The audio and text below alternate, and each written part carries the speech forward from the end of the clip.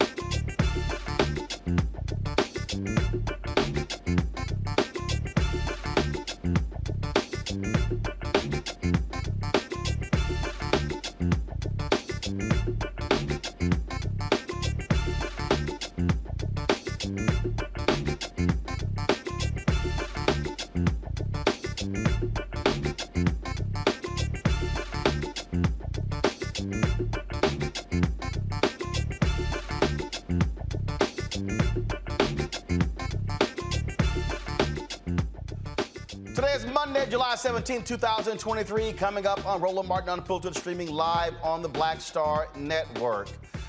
There's a new leader of Rainbow Push Coalition. Reverend Frederick Haynes III yesterday was named to replace Reverend Jesse Jackson Sr., who's not retiring, but he's pivoting. I was in Chicago for the announcement. Also, Vice President Kamala Harris spoke as well. We'll hear from Reverend Jackson, from Reverend Haynes, as well as Vice President Kamala Harris and others about this historic transition. I've been telling y'all what's going to happen if Donald Trump gets back into the Oval Office. The New York Times has a report laying out how they want to greatly expand presidential powers and literally destroy this country. Hashtag we tried to tell you. Tried to tell you, y'all. Also, a shocking move by the Texas A&M University Board of Regents left renowned journalist Kathleen McElroy without a job because of concern about her past work on race and diversity. Today, we'll talk with a Texas State representative working to address the issue. Yeah, we'll talk about that, y'all. Of course, more drama there when it comes to race and equity. And also an update on the missing Alabama woman, Carly Russell. She returned home safe and sound after being missing for 2 days. We share the details about her return, that some are asking questions, what happened? Recent studies show that skin cancer is the most common type in the United States, but racial disparities in the outcomes are prevalent. We'll talk to a family medicine specialist about that. It is time to bring the funk. I'm Roland Martin Unfiltered on the Black Star Network. Let's go. He's got whatever the biz, he's on it. Whatever it is, he's got the scoop, the fact, the find. And when it breaks, he's right on time and it's rolling. Best believe he's knowing. Putting it down from sports to news to politics. With entertainment just for kicks, he's rolling. It's on go, y'all. It's Roland Martin,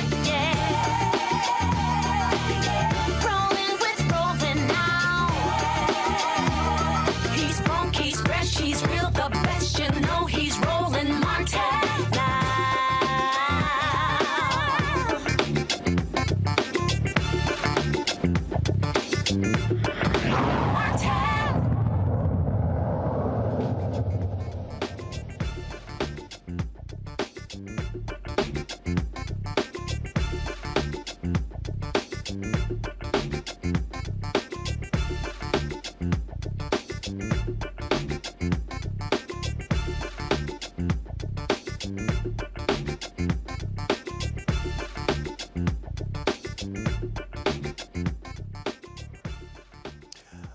folks, Reverend Jesse Jackson Sr. today, not today, really, he's not leading the Rainbow Push Coalition. Yesterday in Chicago, the public announcement that Reverend Dr. Frederick Douglass Haynes III is going to be the new president of Rainbow Push, effective immediately. More than 1,000 people were gathered yesterday at Apostolic Church of God for the announcement, but also to hear Vice President Kamala Harris. Of course, Reverend Jackson's been on the forefront for 6 decades. He has Parkinson's disease, and that is having, of course, an impact on his health. Yesterday, he made clear that he was not retiring. He was simply pivoting. Here's what he said yesterday to the folks gathered. I am somebody. Respect me, protect me, never neglect me. I am somebody. And my mind can conceive it. My heart can believe it. I know I can achieve it. I am God's child. Not Pharaoh's slave. I'm God's child. I'm God's child. I'm God's child. I'm God's child. Stop the violence. Save the children. Stop the violence. Save the children. We're yellow, brown, black, and white. We're all precious in God's sight. Everybody is somebody. Keep hope alive. Keep hope alive. Let me hear you scream.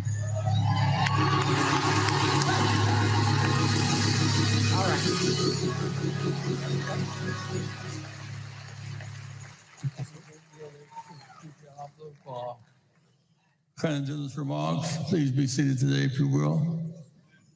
Brother Byron Brady, with whom I've grown up with, friends with his father and his mother, to a great church and made it even greater. Big hand for Pastor Byron Brady, please.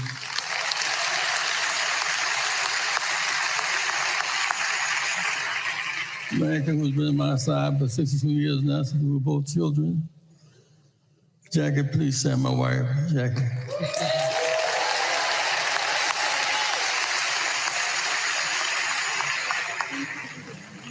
Be right back just a minute. I told her to go out something. I did my thumb like that. Let me express my thanks to all of our staff.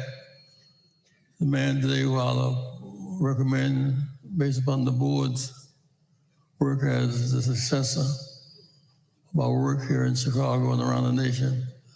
I'm not retiring. I am pivoting to another.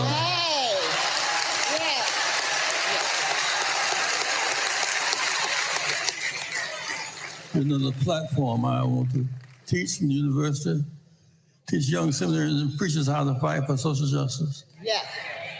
A bomb fell in Tulsa, Oklahoma, and killed, blew up Black Wall Street, and the ministers there regret it, but don't know how to fight it. Bishop Brazier at TW told us how to fight. We should carry on the fight tradition of Bishop Brazier. Big hand for Bishop Brazier, please.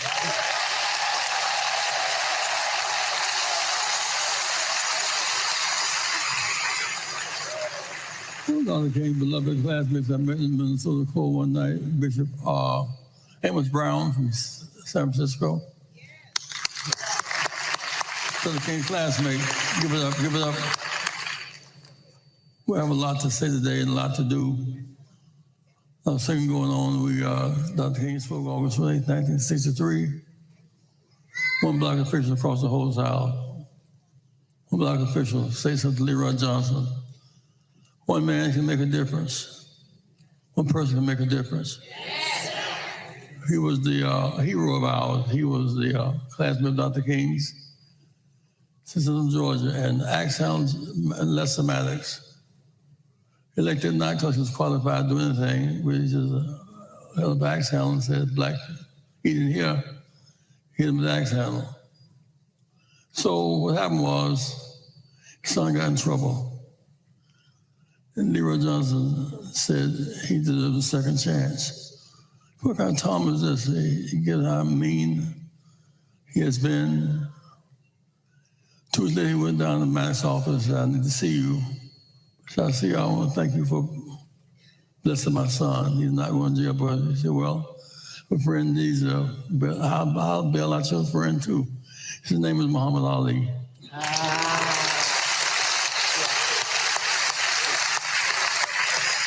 He said, well, if I do that, I'll get in trouble with the Klan. You promise? I got in trouble with a lot of people, and I bailed you out, your son out too. Next day, he said, well, I changed my mind. Plans to suffer on me. So Governor Sanders filed a lawsuit. They got back in the ring because one man turned the whole Klan. One light in darkness means so much. One light in darkness was Jackie, stand up Jackie again.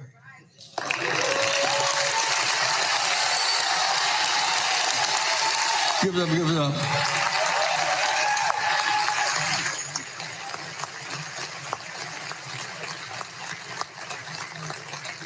Went to Cuba first, went to Palestine first, Arafat first. He's been a lot of firsts in my life. 62 years, Jackie, thank you so much. One more time, my wife, y'all.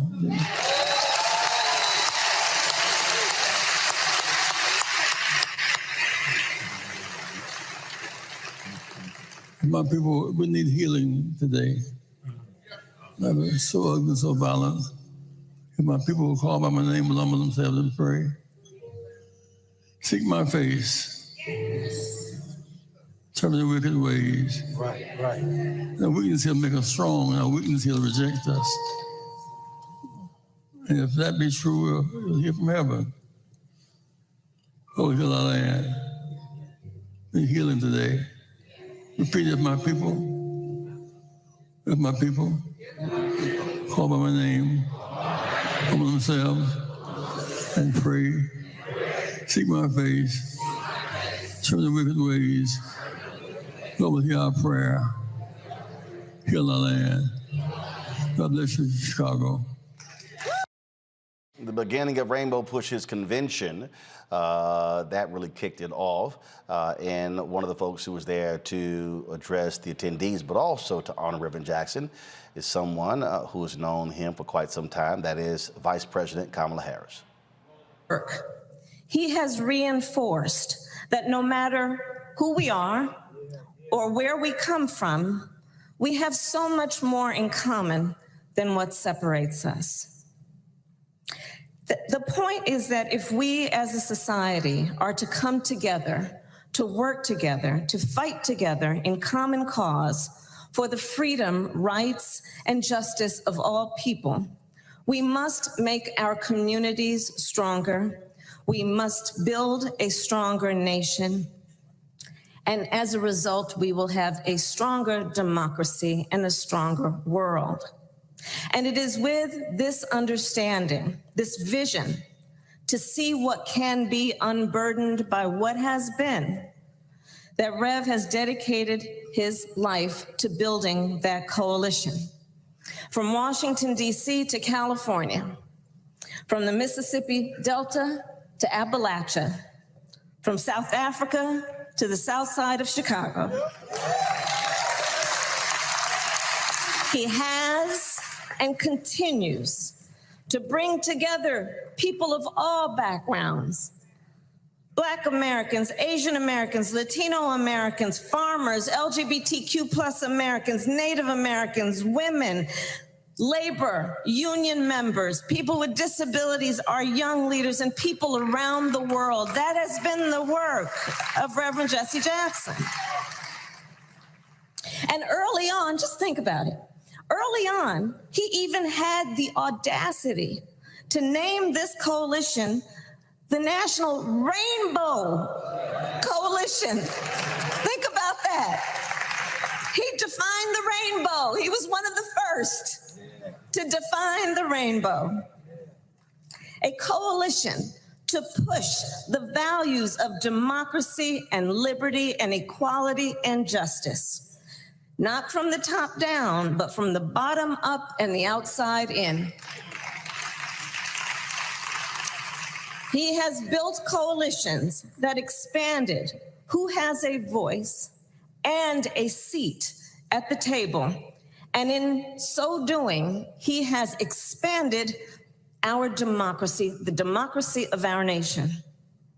And he has done this work his whole life, always understanding that being clear-eyed is so important, and in particular, the importance of living in a way that we understand we must be present if we are to have a future. He has always been clear-eyed about the moment we are in.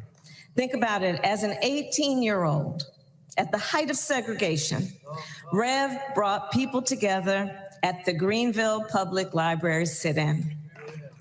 And he continued this work around the country and around the globe, whether it was to expand rights for farm workers and increase wages for care workers, to increase access to capital for small business owners, to make boardrooms on Wall Street reflect the diversity of our nation, or to help end the sin of apartheid, to help secure the relief of hostages and empower entrepreneurs across the United States and the continent of Africa and the world. This is the span of his work. And it is the span of his vision of what an individual can do to move forward our nation and the world. And I will tell you, Rev's work inspired me from a young age to understand the power of the coalition. So I grew up in a neighborhood of hardworking folks, nurses and firefighters and construction workers and teachers in Oakland and Berkeley, California. I was raised by parents who met while they were protesting for civil rights in the 1960s and who would take me to those marches while I was in a stroller. At the earliest stages of my life, I recognized the power of standing in solidarity at a protest or a picket line.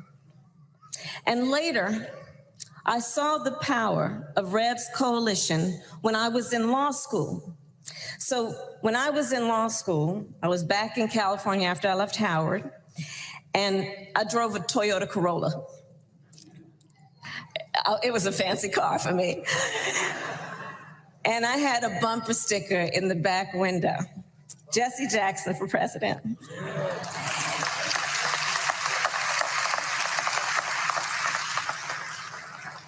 And so I would drive back and forth from Oakland, where I lived, to San Francisco, where I went to school. And I would drive across the Bay Bridge, if anybody knows the Bay Area.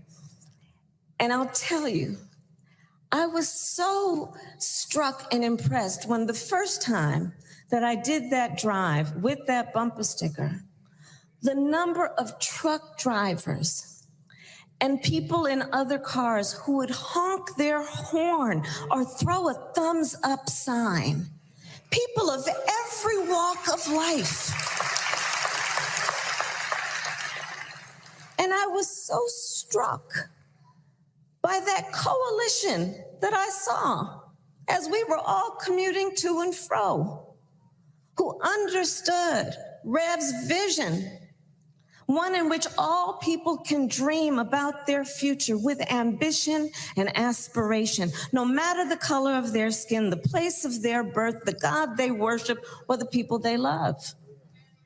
That has always been part of the strength and the brilliance of Rev's work.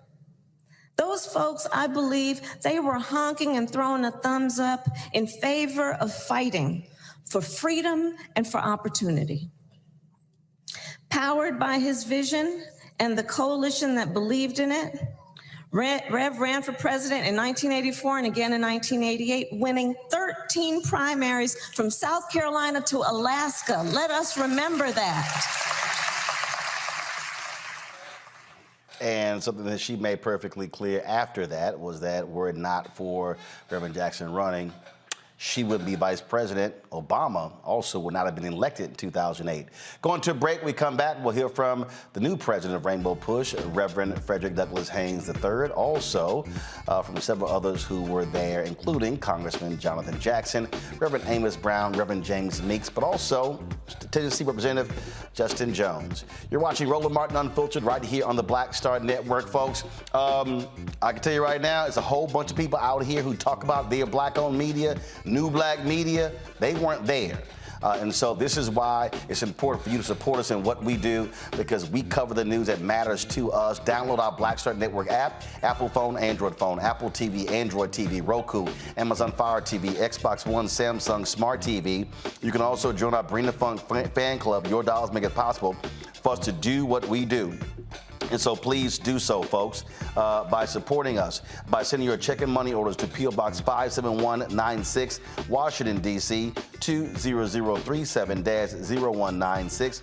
Cash App, $RM Unfiltered. PayPal is R Martin Unfiltered. Venmo is RM Unfiltered. Zelle, Roland at RolandSMartin.com, Roland at RolandMartinUnfiltered.com.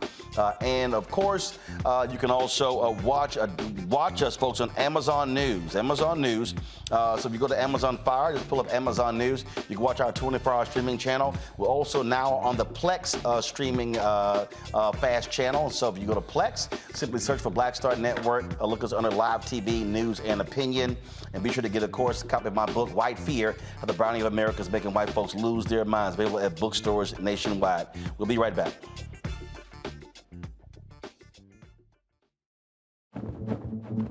For decades, the tobacco industry has deliberately targeted black communities and kids with marketing for menthol cigarettes.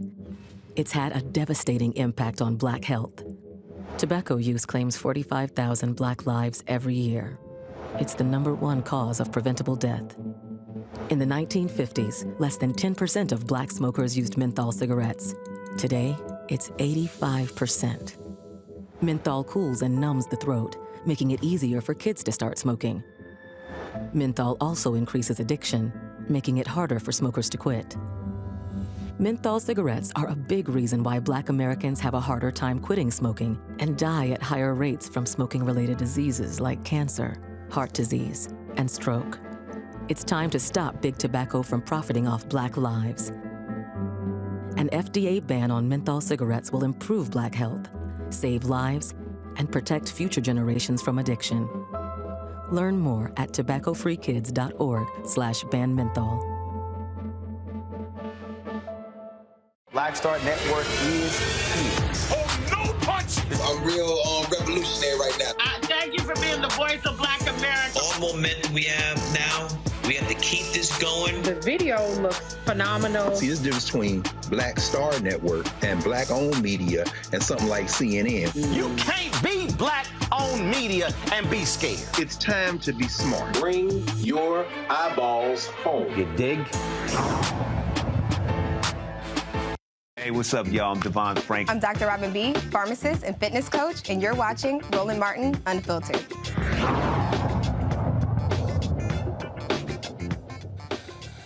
So, folks, as a part of yesterday's events was the first time the public heard from Reverend Frederick Douglass Haynes III as the new president of Rainbow Push Coalition. Here's some of his remarks.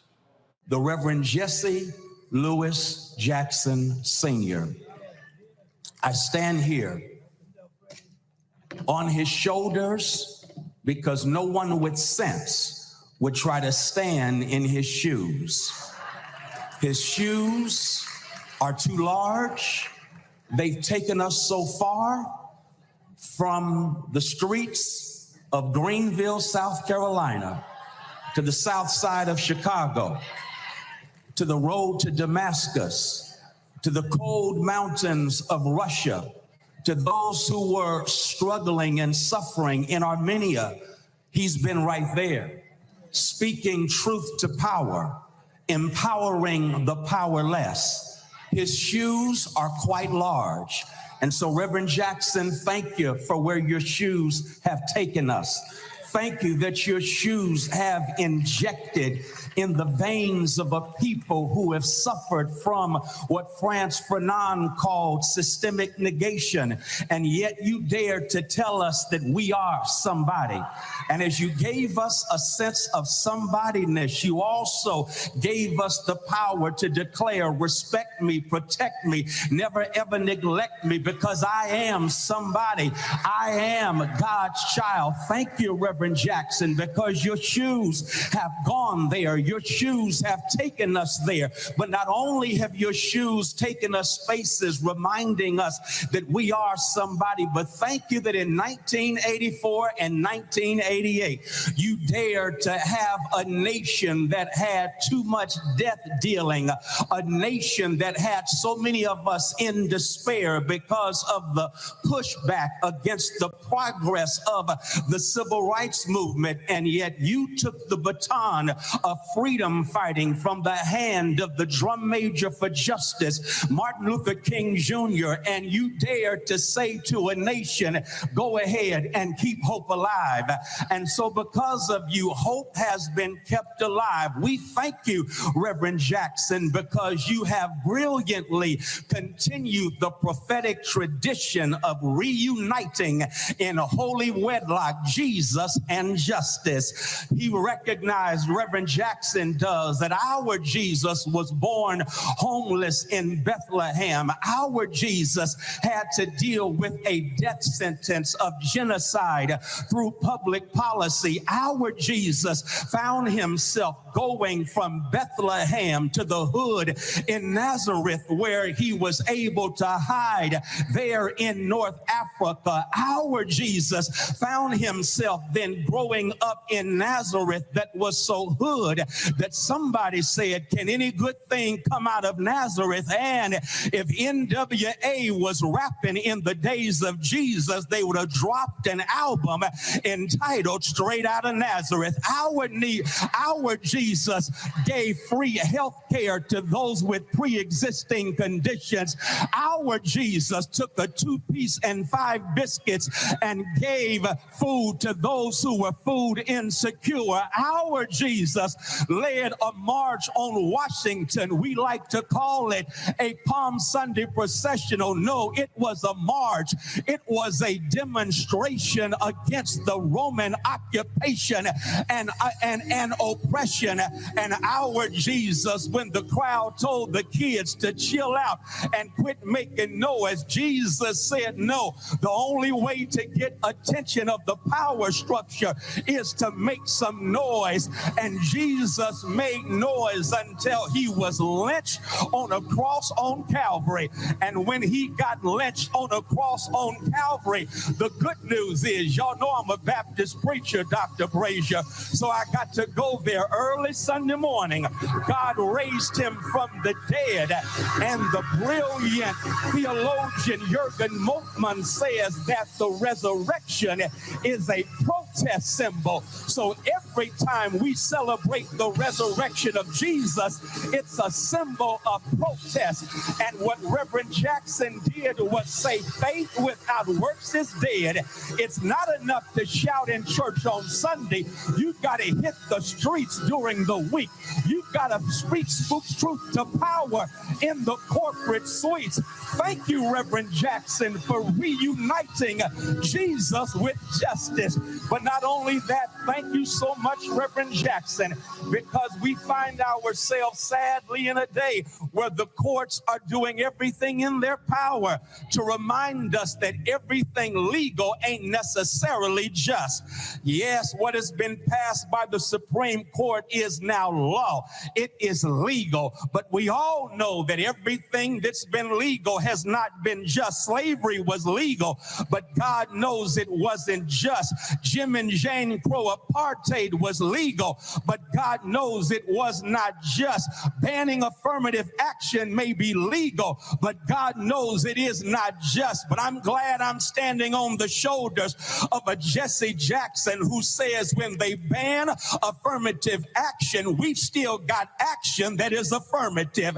Our action that is affirmative can push this administration to expand a Supreme Court that is not normal. Yes, we have our own affirmative action, and that is we can register and vote, mobilize our vote, get out the vote, and then turn them out. In the name of Parliament Funkadelic, we're going to turn this mother out because we've got action that is affirmative, even though you tried to ban affirmative action. Yes, I'm simply trying to say thank you, Reverend Jackson. You've shown us how to do it. I guess I'll quit with this, and that is all of us know. And if you don't know, now you know that Reverend Jesse Jackson in 1988 saw during the Democratic primary that there was something unjust about the fact that he had received these votes but was not receiving representation. What did Reverend Jackson do? He changed the rules. I'm about to shout you. He changed the rules. Reverend Jackson changed the rules in 88. And because he changed the rules in 88, in 08, Barack Obama won the Democratic nomination. Y'all missed your shout. I got to help you one more time. Because he changed the rules in 88, he opened up a door of possibilities in 2008. If we are going to honor the legacy of Jesse Jackson, stand on his shoulders, y'all. It's rule changing time. It's time to change the rules until justice rolls down like waters and righteousness like an ever-flowing stream. It's rule-changing time. We've got to change the rules until structures and systems of injustice are brought down. It's rule-changing time, because if we change the rules, we will get rid of economic exploitation. And as Reverend Jackson would often say, we won't get charity because we'll already have parity. Preach, Jesse Jackson. We're about to change these rules, because when we change the rules, we in a real sense will recognize if you're going to ban books but not ban AK-47s, then we need to change the rules. It's rule-changing time. It's rule-changing time. And so Rainbow Push, it's about to go down like 4 flat tires, because we are standing not in the shoes of Jesse Jackson, but on the shoulders of Jesse Jackson. That means we should be able to see further. That means we should be able to stand taller, because it's rule-changing time. It's law-changing time. And we're going to change laws and ensure that we have those in power who do justice, love mercy, and walk humbly with our God. We're going to change these rules. And when we change these rules, we shall overcome. Y'all didn't feel that. So I got to go with Kendrick Lamar. All my life I had to fight. But if God's got us, we gonna be all right, because we are about to change the rules. Peace. Folks, going to break. We come back. We'll hear from several of pastors, politicians who were there as well. Talk about what is next for Rainbow Push Coalition with our panel. You're watching Roland Martin Unfiltered right here on the Black Star Network. My early days on the road, I learned, well, first of all, as a musician, I studied not only piano, but I was also drummer and percussion. I was all city percussion as well. So I was one of the best in the city on percussion. There you go. Also studied trumpet, cello, violin, and bass, and any other instrument I could get my hand on. And with that study, I learned again what was for me. I learned what it meant to do what the instruments in the orchestra meant to each other in the relationships. Right. So that prepared me to be a leader. That prepared me to lead orchestras and to conduct orchestras. That prepared me to know, to be a leader of men, they have to respect you and know that you know the music. You have to be the teacher of the music. You have to know the music better than anybody. There you go. Right, so you can't walk in unprepared.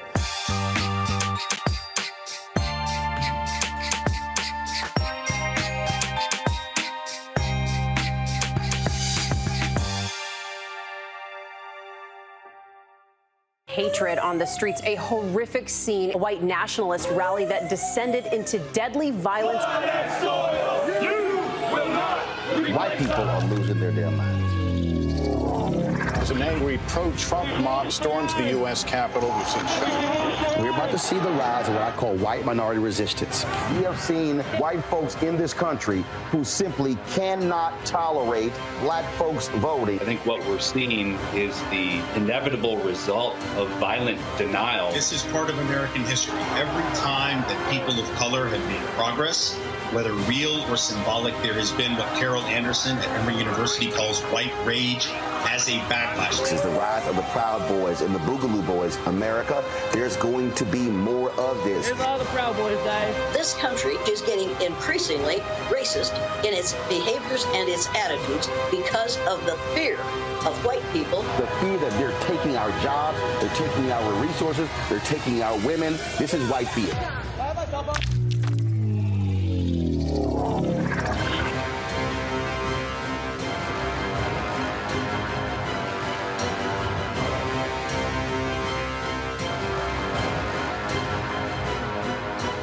Hello, I'm Paula J. Parker. Truly proud of the Proud Family. I am Tommy Davidson. I play Oscar on Proud Family, Louder and Proud. Hi, I'm Jo Marie Payton, voice of Sugar Mama on Disney's Louder and Prouder Disney Plus. And I'm with Roland Martin on Unfiltered. Folks, again, this is a huge transition that takes place. One of the folks you heard Reverend Jackson mention was Reverend Amos Brown out of San Francisco, who is the spiritual mentor of Reverend Haynes, also the pastor of Vice President Kamala Harris. I chatted with him and others about what took place yesterday and what the future holds for Rainbow Push.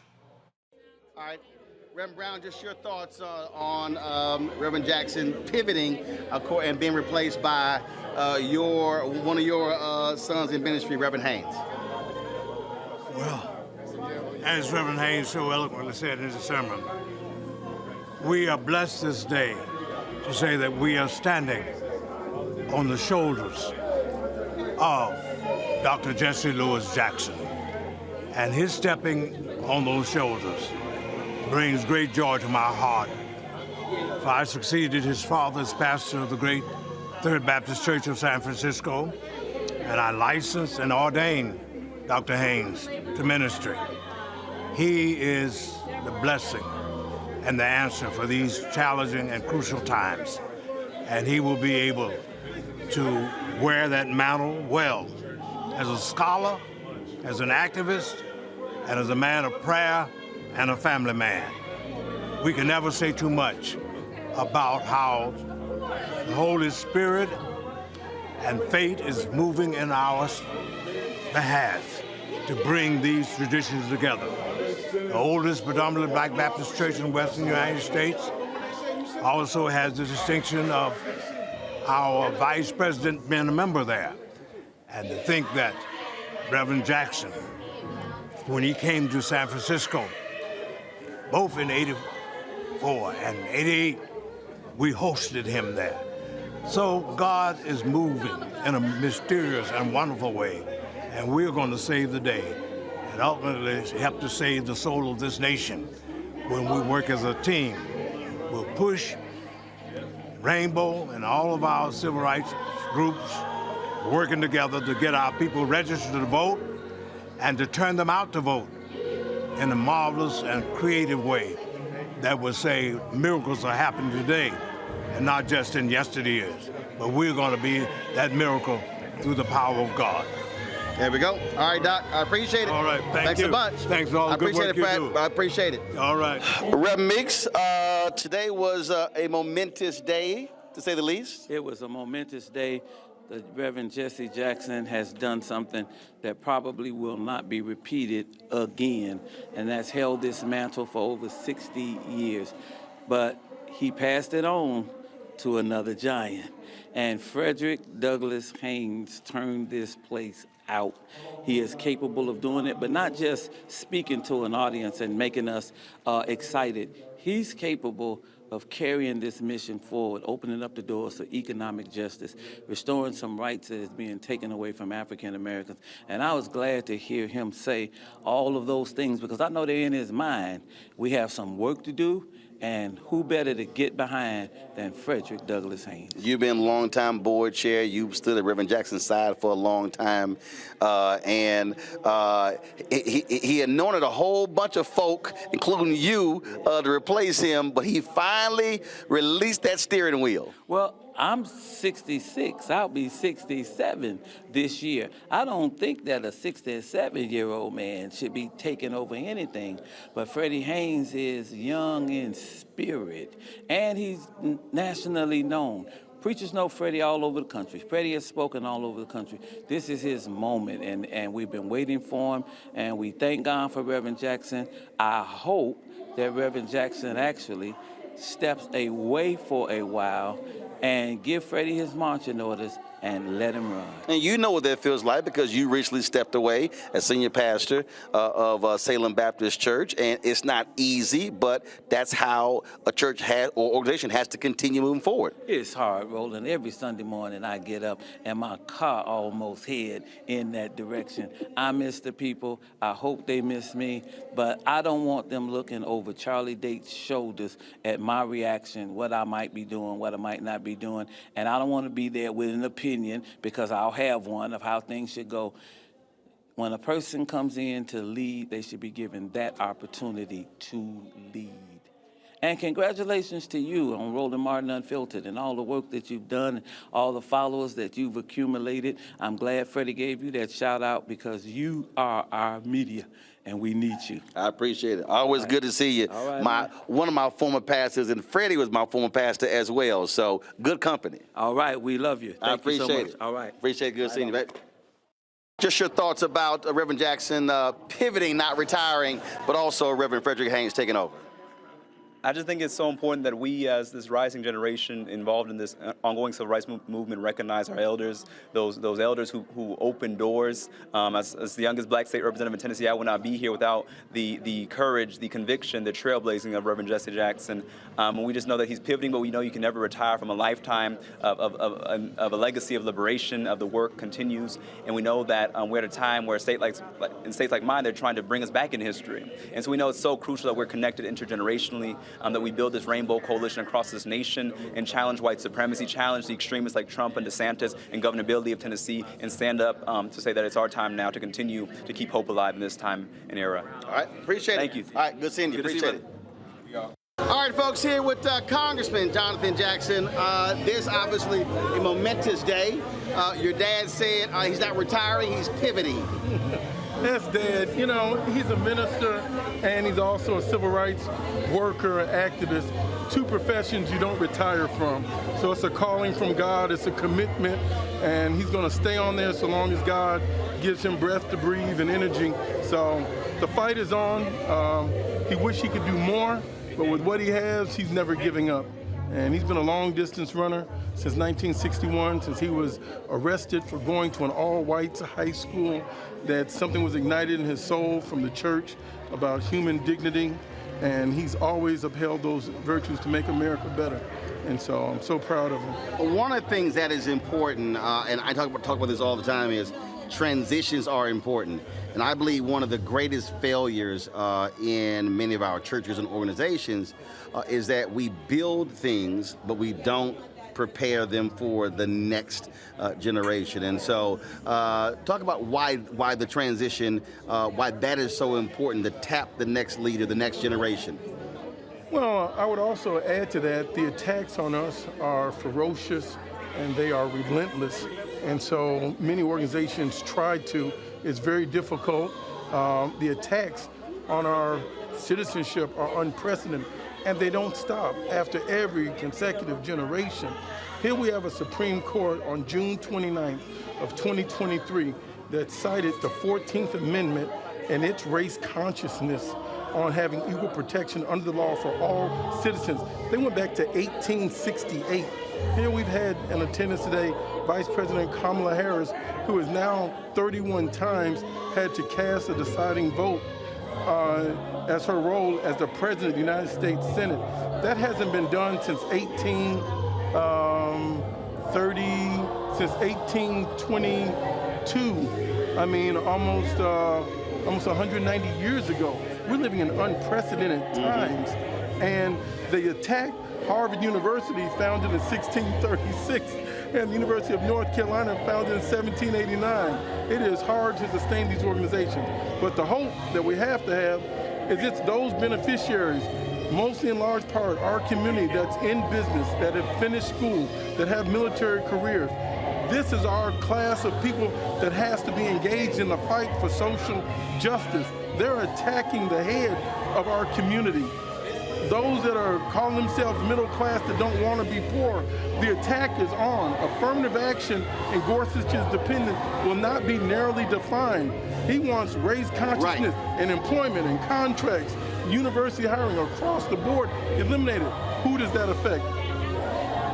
Affects us, but also white women. And we need them to stand up. Yes, sir. 100%. They've been the greatest beneficiary, no doubt. Right.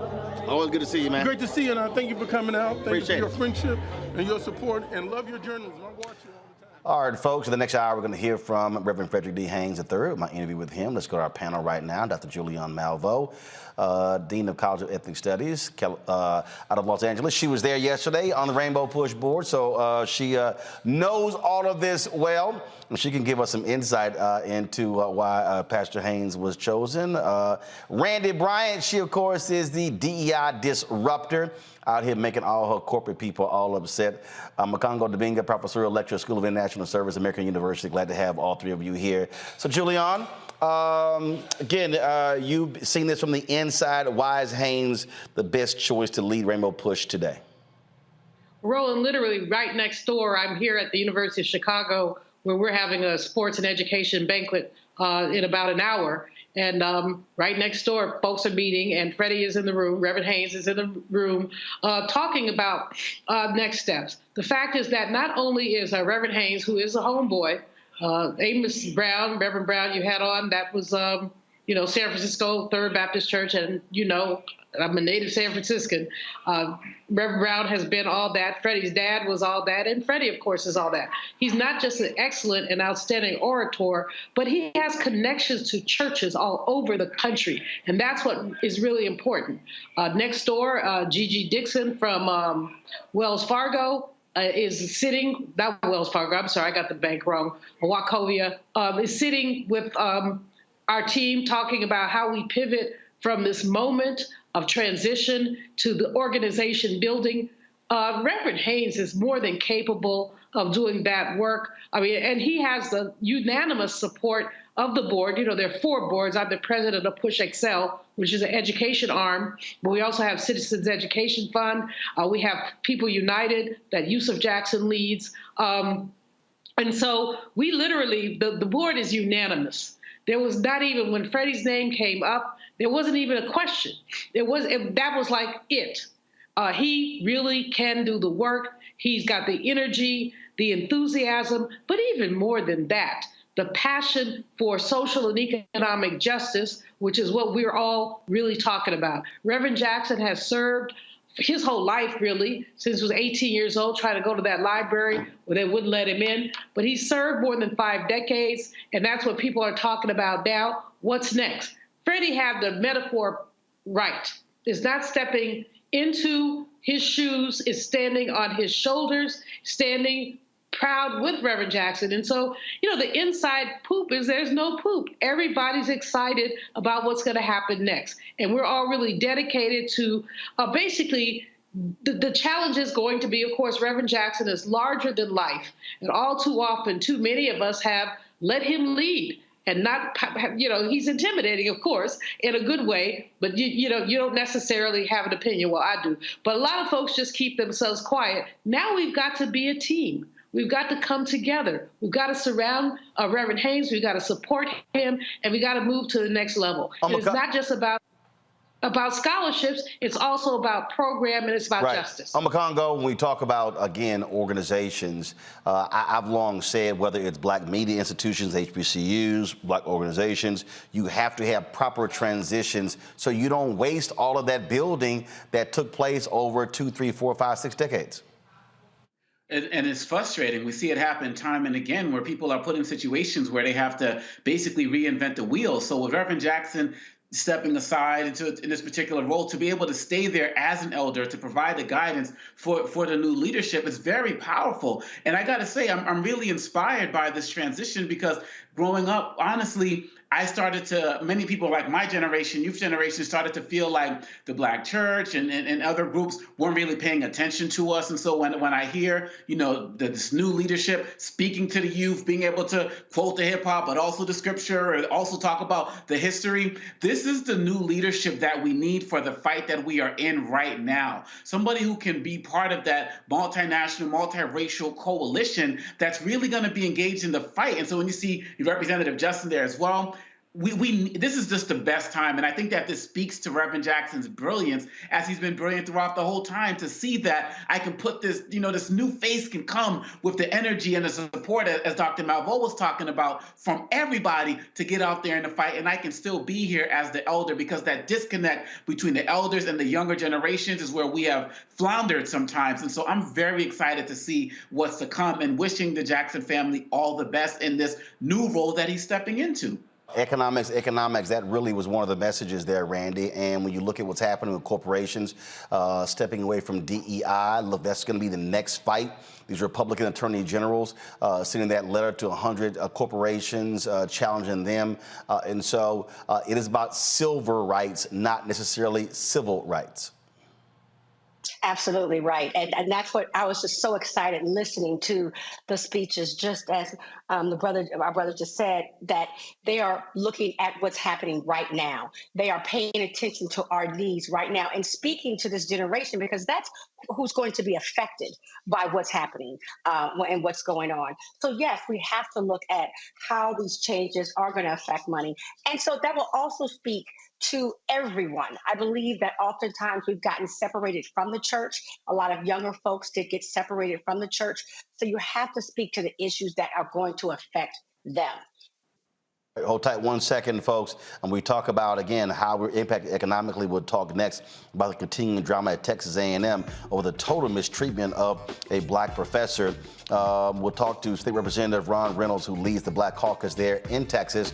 Also, we'll talk about Ben Crump signing on as a lawyer for several Northwestern football players, alleging racist treatment and hazing that led to the ouster of the football coach there.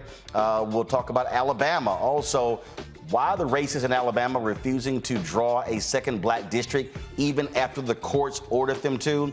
That and lots more we'll cover right here on Roland Martin Unfiltered on the Black Star Network.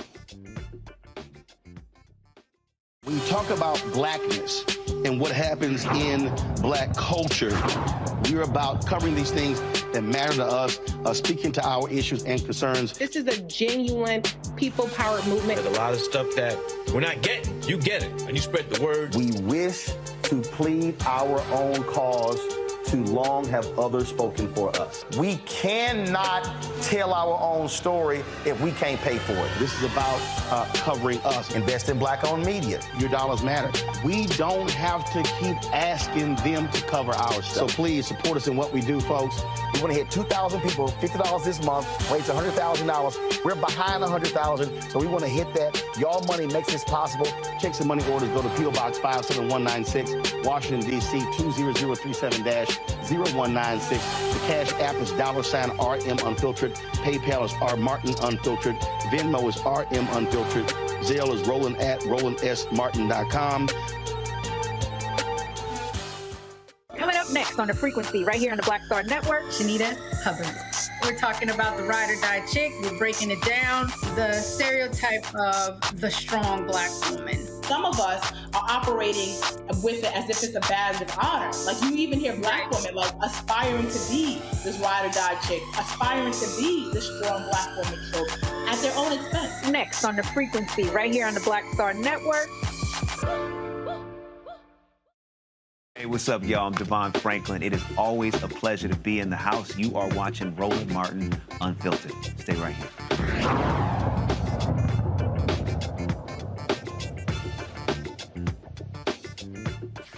It's been more than a week since Texas A&M reneged on an offer to Kathleen McElroy, distinguished professor of journalism, a graduate of the university as well.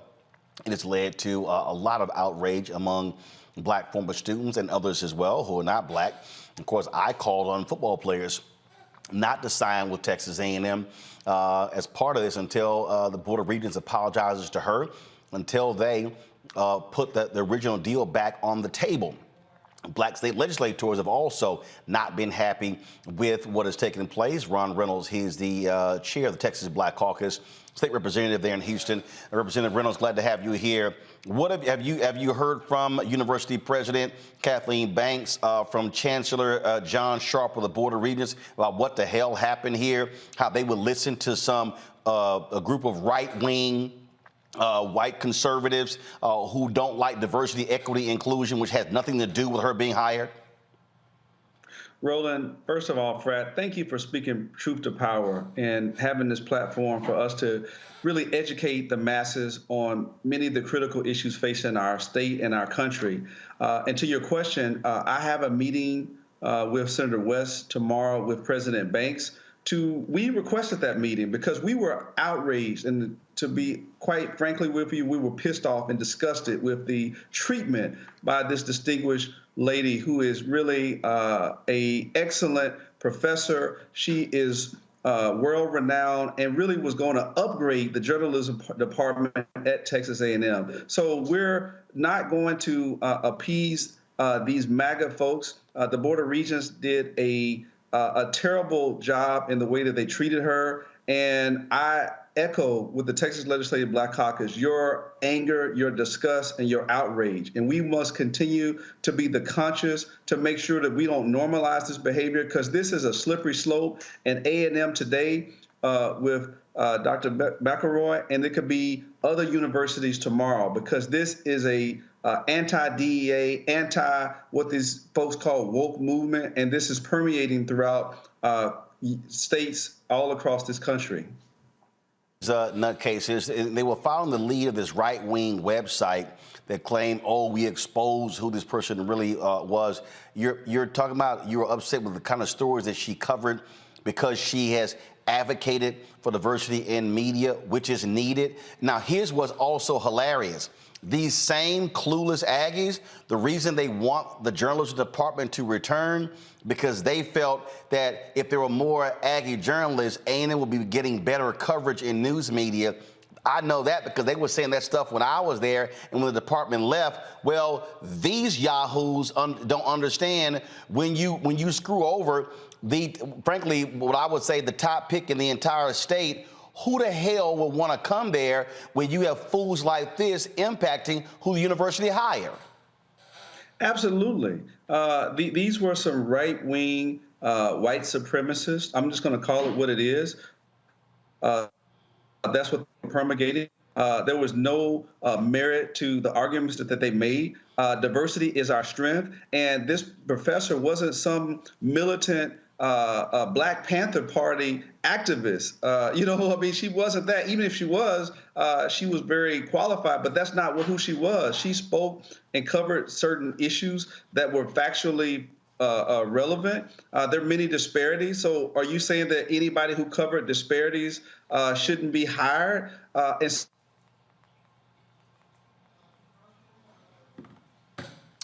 All right, hold tight 1 second. Looks like his signal froze, so let me know when we get Representative Reynolds back.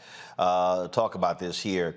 The University Board of the Board of Regents are meeting right now in Park City, Utah. And they'll be meeting again on August 17th. This is the Board of Regents. They're the ones who played a huge role in this and has raised lots of questions regarding the leadership. Do we have Representative Reynolds back?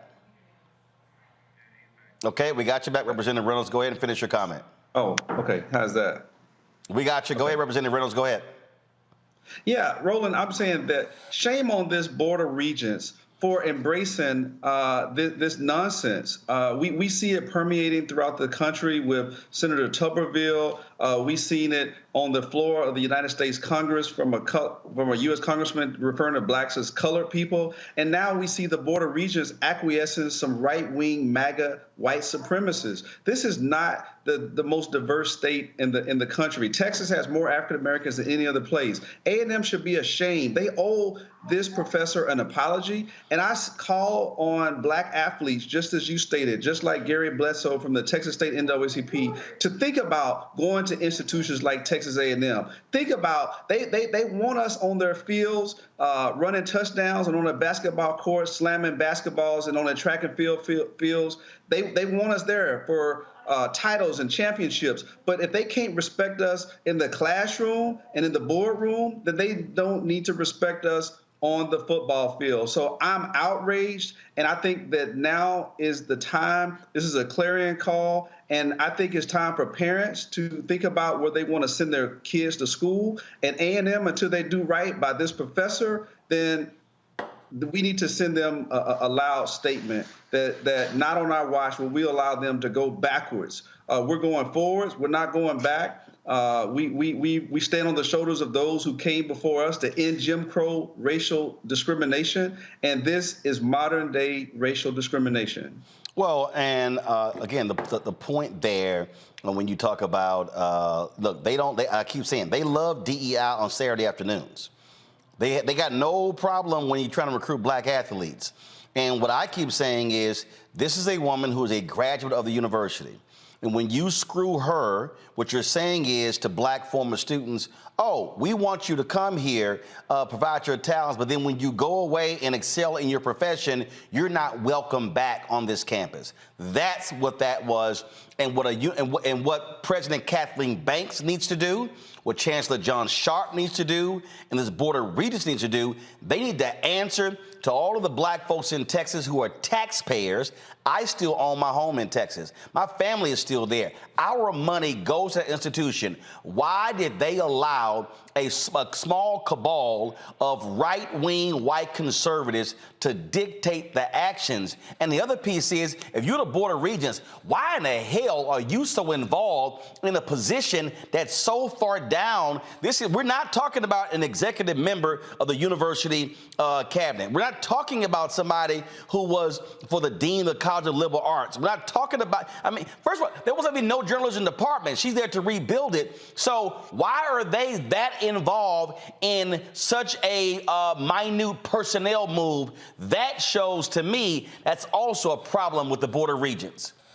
And Roland, you're exactly right. And those are the questions that I intend to pose tomorrow to President Banks. I'm going to ask that question unequivocally, and I want answers. There needs to be accountability. What happened to Kathleen is it's not only an embarrassment to you and other alums, but this is an affront to black Texans and professionals. This shows what our fears were when they passed this anti-DEI legislation in Senate Bill 17, this anti-tenure bill from, quote, keeping woke professors out of colleges and universities in Senate Bill 18. This is exactly what we thought. So this is not an unintended consequence. This is the way that it was designed. And we need to push back.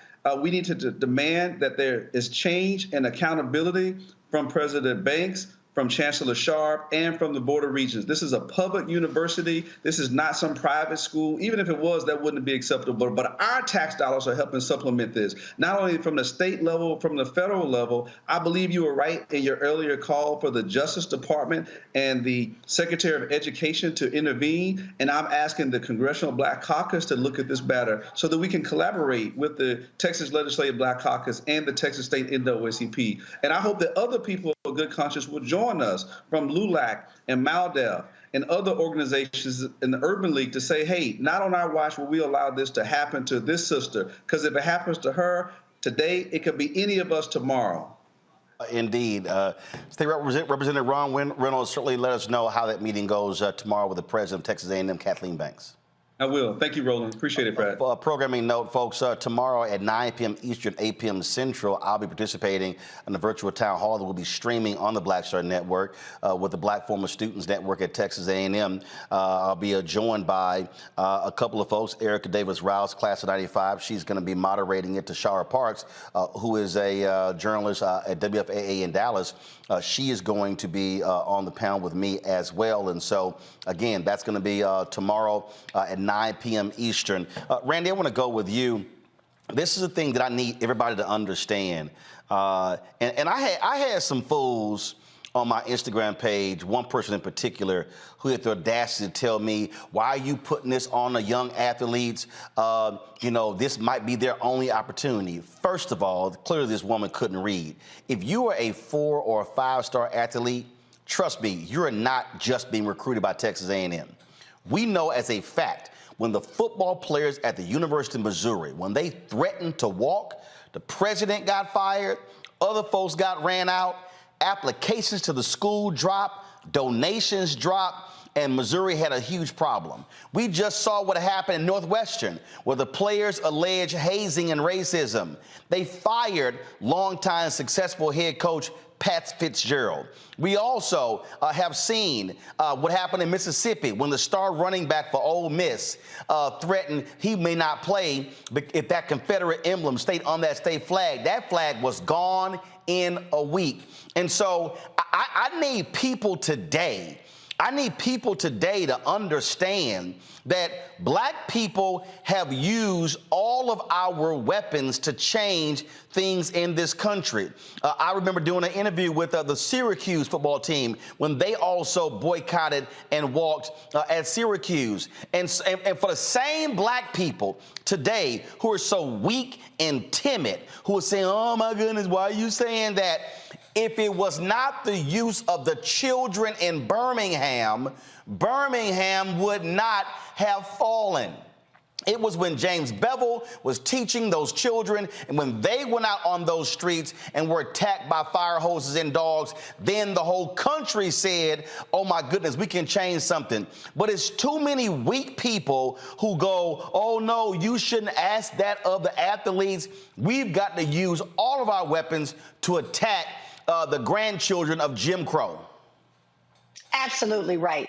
Absolutely right. We have to realize the power we have, and we have to get creative. I saw your call to the athletes, and I was so impressed when the courts have now stripped us of what we rightfully should be having, because DEI was there to help fix a problem, because we were not getting admitted into colleges. We were not getting roles in colleges. It was there to fix an existing problem. And now that the courts have taken that tool from us, we have got to unite and use the power we have. Each man for himself will not work.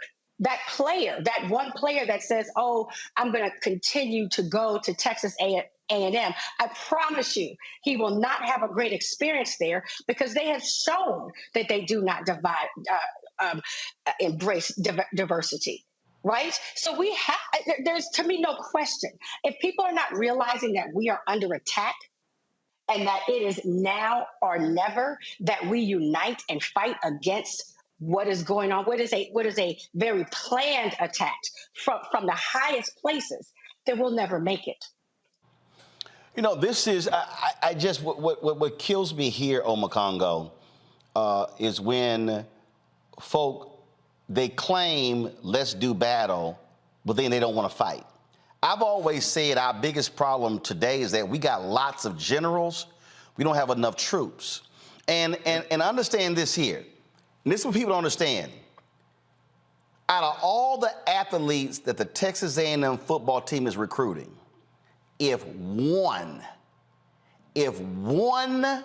of those athletes came out publicly and said, I am removing Texas A&M from consideration as a result of what they did to Kathleen McElroy, that would send an absolute tremor, an earthquake through that university, because they would then go, if one does it, we might see 2 and 3 and 4 or 5. At some point, black folks have to understand leverage, influence, power. The greatest power we have is when we say, I'm not playing for your university, or I'm not spending my money with you.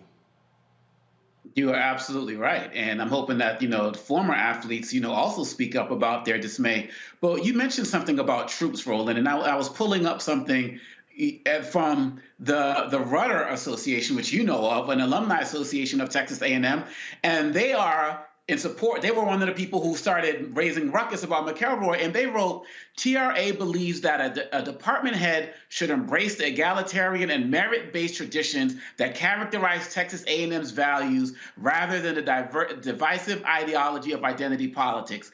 That shows right there, Roland, that they got their soldiers in line. They got people ready to march. Yeah, you got the big heads, the Abbotts, and different people who are changing legislation and the like, but they have their people on the ground ready to roll. And I guarantee you, that if every single day we actually listen to what you're saying and the representative was saying, that school will fold. But the reason why they can go forward with this is because they feel like enough of us are not going to speak up. And lastly, I would just say that this is indicative of what's happening across the country that Randy knows about, Dr. Monvo knows about, and you've been talking about this every week, Roland, professors at Florida, professors in Oklahoma, people who do this work in DEI, going to universities thinking they got something lined up, and they get there and they don't even have their job lined up because they can't say diversity anymore. They can't talk about LGBTQ anymore. This is real. And this is the largest representative of it in terms of our physical, in terms of name recognition. But this is happening all across the country. And what we do with this situation is going to be decisive and can be a case study for what we should be doing across the country.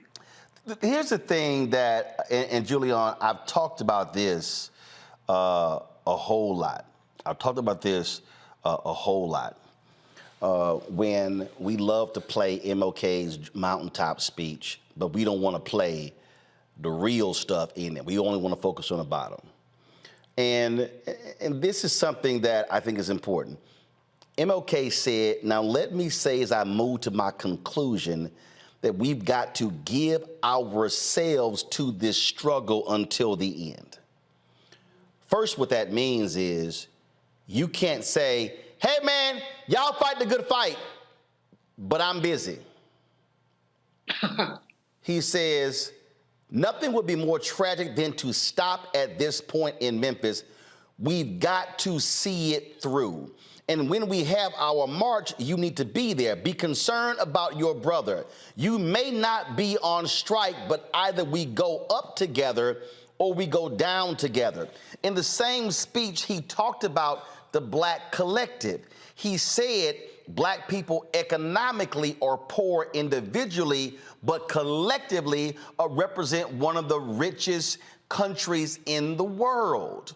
And too many people who are watching and listening don't seem to understand that when we move as a unit, when we move as a group, when we take D9, and when you take alphas and omegas and kappas and AKs and deltas and zetas and sigmas and iotas, and you take all of, when you're moving collectively, then folks like, oh, hell, look who's coming our way. But if it's one or two people, they can say, oh, yeah, we can ignore them. And so, and to Omakongo's point, former athletes are doing that. I'm going to be on the Zoom with about 25 of them this week. You've got other folks. Again, we're having the discussion tomorrow. And what I'm saying to folk, you don't change nothing in this country, Julian, by sitting your ass on the sidelines. There you have it, Roland. We're sitting here, as I said, I'm sitting here with Reverend Jackson, with Rainbow Push, and what we're talking about is our collective power. This sister is so eminently qualified that it's not even funny. And one or two little loudmouths talking about her prior DEI work and her continuing work. They should not have a voice in this at all. This board, these are some picayune people who do not belong on a university board. I mean, what university board gets involved in the employment of one professor? As you said earlier, she's not a dean, she's not, in the executive cabinet. She's not EVP. She's a bloody professor. Give me a break. But the bottom line is, as you say, it's all about the dollars. It's about the Benjamins. If people are willing to stop going to those Texas A&M games, if people are willing, the athletes must be both commended and encouraged. Stay off that field. Say, we will not put up with this. Because when someone, a former New York Times editor, when somebody like that, they're raising questions about her because you don't like something she said or wrote, that's nonsense. We've all said or wrote something, but what she said or wrote has been consistent with the principles of social and economic justice. And so how dare these little pissants, yes, pissants, that's my grandmother used to call crazy people, how dare they start this, and how dare others follow through with it? How dare somebody get to your Instagram, wherever fools go, to say they have something to say? They don't have anything to say. They ought to be ashamed. Texas A&M ought to be apologizing to this sister like yesterday. Well, this is what I said. I said I will not represent this university in any capacity, help in any way, until they apologize to her, reinstate the original offer, 5-year contract with tenure, and also and agree to some other changes as well. Look, I had some folks in Miami who invited me to the game there, to be in their suite when Miami plays Texas A&M. That ain't happening. The folks in College Station will not see me at any games until they do something. Because again, I am not going to reward you with my presence and my dollars if you do that. That Texas A&M Journalism Ring of Honor Award that sat on my mantle, that's been removed. And so that's how I operate. And so folk need to understand, I will not be wearing any of their gear on my social media, doing any of those things. In the past, the women's basketball team, the men's basketball team, the football team, they've called me to speak to the teams, to also help in recruiting. That ain't gonna happen, and I won't be attending any university event to recruit any black or brown students because, again, if you don't respect black graduates, how in the hell are you gonna respect prospective black students? And so, again, folk need to understand, I need our people to understand that nothing is going to change in this country, whether we're talking about Texas A&M, whether we're talking about corporate America, because Randy, I talk about this all the time.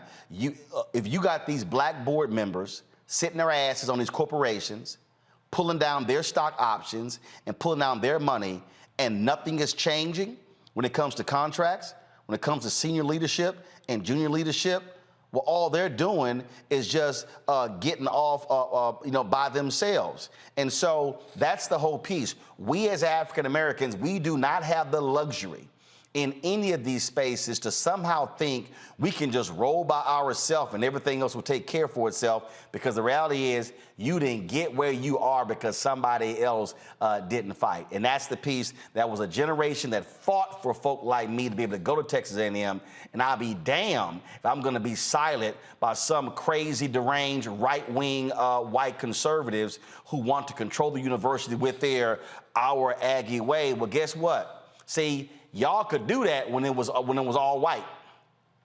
Well, guess what? You ain't all white now. You don't get to decide what the Aggie way is. Black folks also get to decide that as well, and so that's why I will be speaking out. Got to go to break. We come back. We're going to talk about politics. White folks in Alabama ordered by the federal courts to draw another black district. They refused to do so. North Carolina, Republicans now control both houses of the legislature, veto majority proof. What's the first thing they're doing after that white Democrat, that white female flipped to Republicans? They want to change all the voting laws in the state. Oh, by the way, they can do that now, too, because Republicans now control the state Supreme Court that previously stopped them from targeting black people. Plus, we'll hear from Reverend Frederick Haynes III, the new president of Rainbow Push Coalition. All that in the second hour of Roland Martin Unfiltered on the Black Star Network. Download the app, Apple phone, Android phone, Apple TV, Android TV, Roku, Amazon Fire TV, Xbox One, Samsung Smart TV. Join our Brina Funk fan club. Your dollars make it possible for us to cover the news across this country. Send check and money orders to P.O. Box 57196, Washington, D.C. 20037-0196. Cash App, $RM Unfiltered. PayPal, R Martin Unfiltered. Venmo is RM Unfiltered. Zelle, Roland at RolandSMartin.com. Roland at RolandMartinUnfiltered.com. We'll be right back.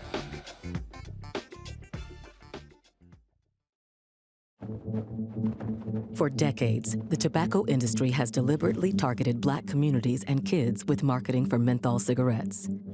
It's had a devastating impact on Black health. Tobacco use claims 45,000 Black lives every year. It's the #1 cause of preventable death. In the 1950s, less than 10% of Black smokers used menthol cigarettes. Today, it's 85%. Ban menthol cigarettes. Save lives. On the next Get Wealthy with me, Deborah Owens, America's Wealth Coach, Dexter Jenkins is a faith-based financial mentor with more than 20 years in the financial services industry. He's passionate about helping families build generational wealth. Even though I'm talking about things like prayer, I'm talking about things about reading the word, I'm talking about things like fellowship, I'm talking to members who are dealing with losing their houses, or I'm talking to members who, because of a lack of handling their finances, they're working 2 and 3 jobs. And so what I'm finding is that they're not coming to church because they don't have a handle on their finances. We're talking how to get wealthy through faith and our finances on the next Get Wealthy, right here, only on Black Star Network. Bruce Smith, creator and executive producer of The Proud Family, Louder and Prouder, and you're watching Roland Martin Unfiltered.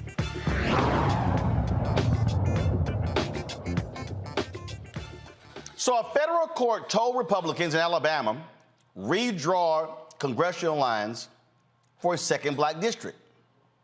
Well, Alabama committee did so. Oh, they redrew the lines, but created no Black district. They have until Friday to actually approve this. Now, remember, the Supreme Court ruled affirming an Alabama affirming the lower court decision. Right now, there's only 1 majority Black district in the entire state out of 7. They packing all the Black folks into 1, likely violating the Voting Rights Act. So they have until Friday. The court's going to draw it themselves. The Alabama Republicans, who hold a majority in the legislature and control the whole process, again, they're like, yeah, we're not going to do this. We don't really care. It doesn't matter at all. We don't care at all. And so, again, you have Black residents comprising 50.5% of the population. GOP's like, yeah, we don't really care about that. They can do whatever they want. This right here, Amakongo, again, is a perfect example of trying to get people to understand power. And what they're doing here is, their deal is, and they've already tried to change their argument in filing the appeal, hoping that's going to get the Supreme Court's attention. They are hell-bent. One, they say, first of all, they don't want more than 1 Democrat, because Congresswoman Terry Sewell is the only Democrat in Alabama's congressional district. And they damn sure don't want a second Black person who's also going to be a Democrat. That's what they're trying to stop, which is the exact same thing that has happened in other states. You know, it's like every last 3 or 4 elections, we've said, like, this is the most important election of our lifetime. And it's been true every time that we said it.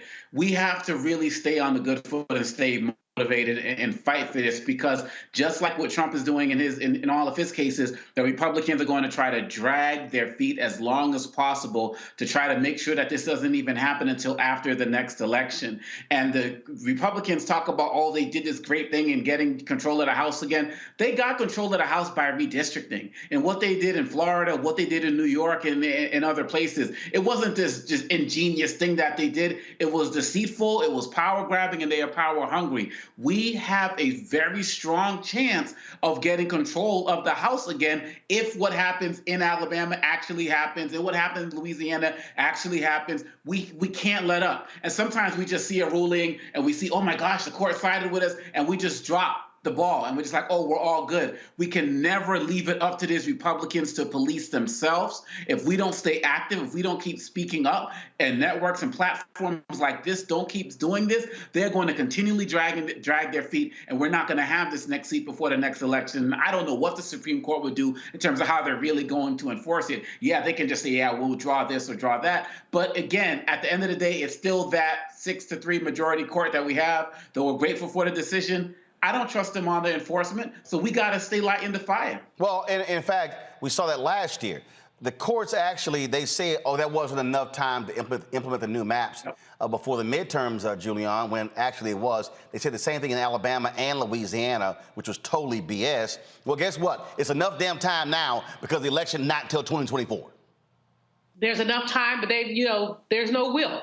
I mean, they refuse to obey the law.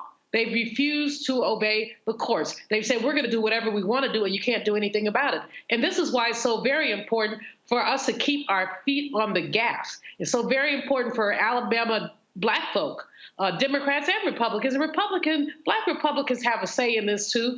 There are not that many of them, but there are some, and they need to be active around this. It is utterly absurd that the court would say, this is what you're supposed to do, and they basically give the court the finger. Imagine that we were able to do that with some of the cases that we don't like. Imagine that Harvard said, oh, well, I don't like what you said about affirmative action, so we're just going to keep doing affirmative action.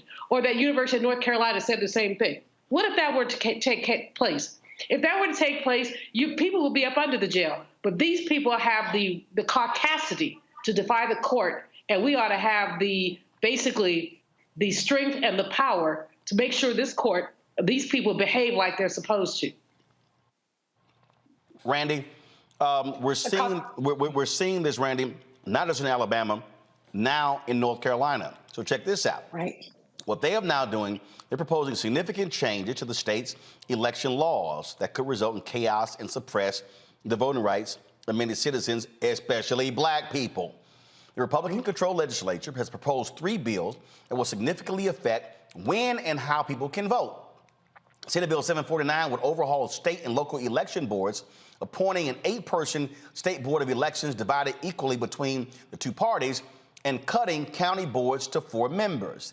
The bill, which eliminates the governor's role in appointments, has sparked fears of deadlocked boards, leaving it unclear who will be responsible for certifying election results and completing other critical tasks. House Bill 772, which was recently passed, allows poll watchers to move around polling sites, listen to and record many activities inside the polling site, and take videos or photos of tabulation equipment.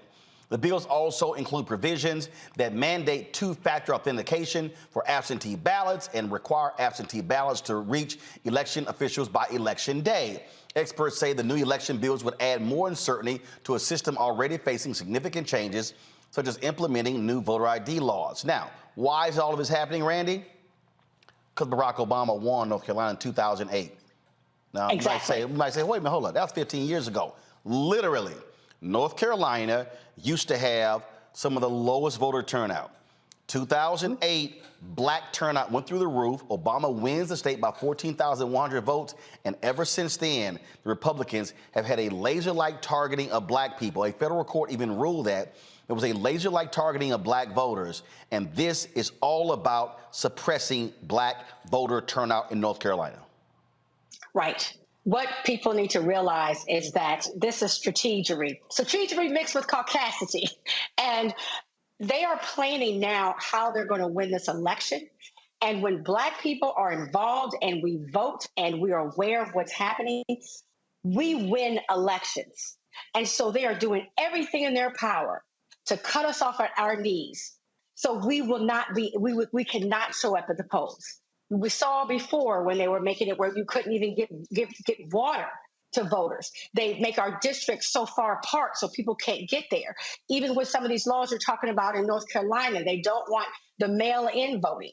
Whatever they can do to suppress us, they're trying to do. They're cheating early. So we have to stay awake. We have to be woke and pay attention and fight against all these tactics they're doing because they can't win fairly. So we see what they're trying to do. Indeed. So people just need to understand, and all y'all folks, and let me be real clear, all y'all folks, I hear y'all. Y'all talk a whole bunch of crap. Biden ain't this, Harris ain't this, Democrats ain't this, and they ain't doing this, they ain't doing that. Let me be perfectly clear, okay? Because I'm really tired of people sitting here saying that ain't our party. The #1 voting constituency for Democrats are African-American women. #2 are black men. So maybe what folks should be doing is making far more demands. Now, let me walk y'all through that. So, if the Republicans want to go with this whole poll watcher deal, y'all, this is real simple. Mobilize massive numbers of black poll watchers, and we're going to white Republican polling places. Yes. Yep. See, see, everybody listening, it's one thing to complain, but it's like, oh, so that's how y'all want to roll? Remember when Fox News freaked out when a couple of Black Panthers were at a polling location? Yeah. If y'all really want to go back, let's go back to the Black Panther Party of Lowndes County. Because that's actually how the Black Panther Party was created. It was a political party in Alabama. How about we say, fine, we gon' put together a group of 500 to 1,000 black poll watchers, and we're going to the whitest Republican polling locations, and we're going to stand there with our cameras. We're going to be watching and listening. Oh, they're going to change that law real quick. See, but as long as we are complaining about something and then not turning that thing around and then going at them, they're going to keep playing these games. And so I need also, the last point, all y'all who keep sitting out elections, you make this possible. When you do not vote, you make this possible. Now, I know there's somebody who's listening right now and they're saying, well, yeah, Roland, but the Republicans are gerrymandering. Those are state rep, state Senate, congressional seats. A U.S. Senate race can't be gerrymandered because it's statewide. A governor's race can't be gerrymandered because it's statewide. Now, yes, they can sit here and make these changes when it comes to voting to impact turnout, but if we win statewide, we control levers of power. And that's what people need to begin to understand. Going to a break, we come back. We're here from Reverend Frederick Haynes III, the new president of Rainbow Push Coalition. We also talk black folks in skin cancer. Yeah, you black, you walking your ass in that sun, you better put on some damn lotion, put on some sunblock, because we can get skin cancer. You're watching Roland Martin Unfiltered on the Black Star Network. On the next A Balanced Life with Dr. Jackie, we're talking all things mental health and how helping others can help you. We all have moments where we have struggles, and on this week's show, our guests demonstrate how helping others can also help you. Why you should never stop giving and serving others on the next A Balanced Life here on Black Star Network. Next on The Black Table with me, Greg Carr. We featured the brand new work of Professor Angie Porter, which, simply put, is a revolutionary reframing of the African experience in this country. It's the one legal article everyone, and I mean everyone, should read. Professor Porter and Dr. Valeethia Watkins, our legal roundtable team, join us to explore the paper that I guarantee is going to prompt a major aha moment in our culture. You crystallize it by saying, who are we to other people? Who are African people to others? Governance is our thing. Who are we to each other? The structures we create for ourselves, how we order the universe as African people. That's next on The Black Table, here on the Black Star Network. Farquhar, executive producer of Proud Family. You're watching Roland Martin Unfiltered.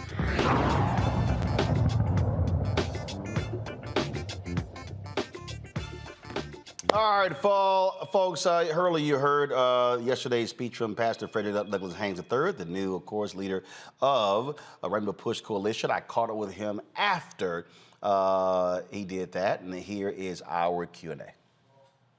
Fred, how you doing? A5. Yes, sir. Big day for you. Huge day again. Reverend Jesse Jackson means so much to so many. And again, even though we're in Chicago, his impact is global. I will say this, in light of who's, holding the microphone, he received the baton from an alpha man.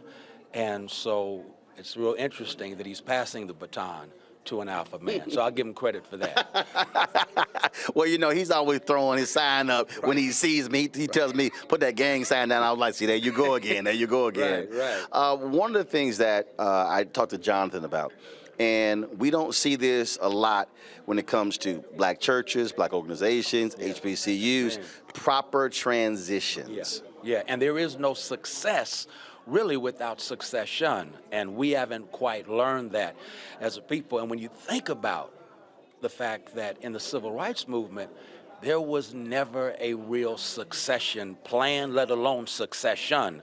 And so what he's doing is quite unique because he's wired to do this work, you know, always, and yet he has the wisdom to know he has to pivot.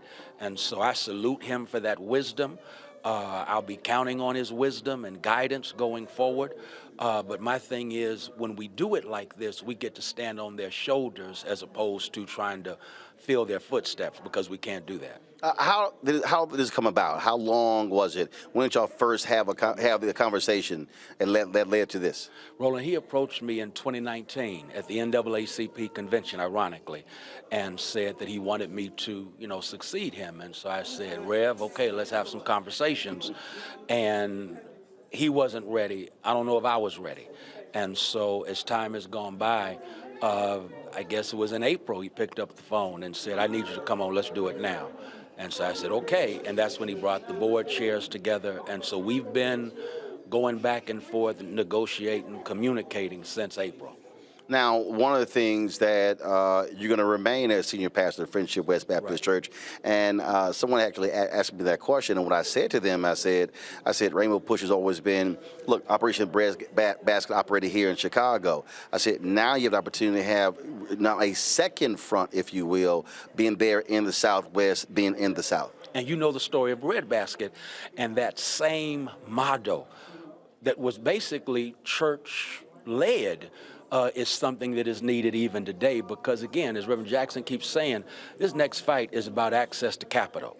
It's about civil rights. And so who has the most gathering of people on Sundays, of course, is the black church, collecting offering. And yet the question now is, will we move from, okay, pressing for civil rights, collecting offerings, to pressing for civil rights? And, you know, the whole piece around economic injustice that Rainbow Push has been about has got to continue, and we've got to step that game up. So as far as I'm concerned, bringing it to Dallas and the South, because that's where the fight is right now. The fight is in the South. Texas especially, Florida. We see what's going on in those places. I just got word about West Helena, Arkansas, and the fact that, you know, the governor is sending water to them, but will not use that $1 billion surplus to fix the infrastructure. That's economic exploitation.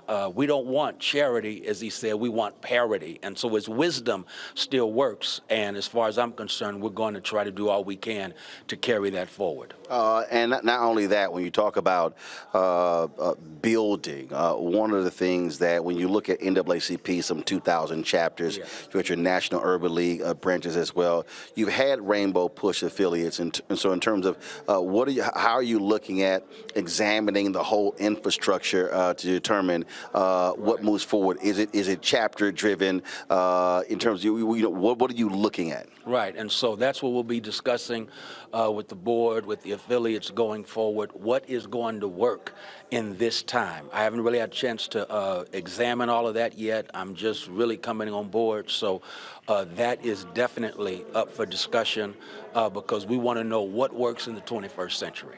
You also have, obviously, when you look at when I'm meeting with leadership, you hear this phrase, legacy civil rights organizations.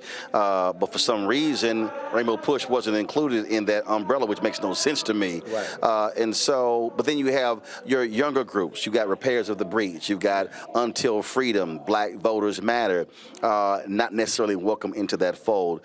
Is that something that you also emphasizing, that really aligning with where the energy is right now in terms of in the streets? Without a doubt, because as far as I'm concerned, one of the reasons that I think I was tapped is because I have relationships with all of them.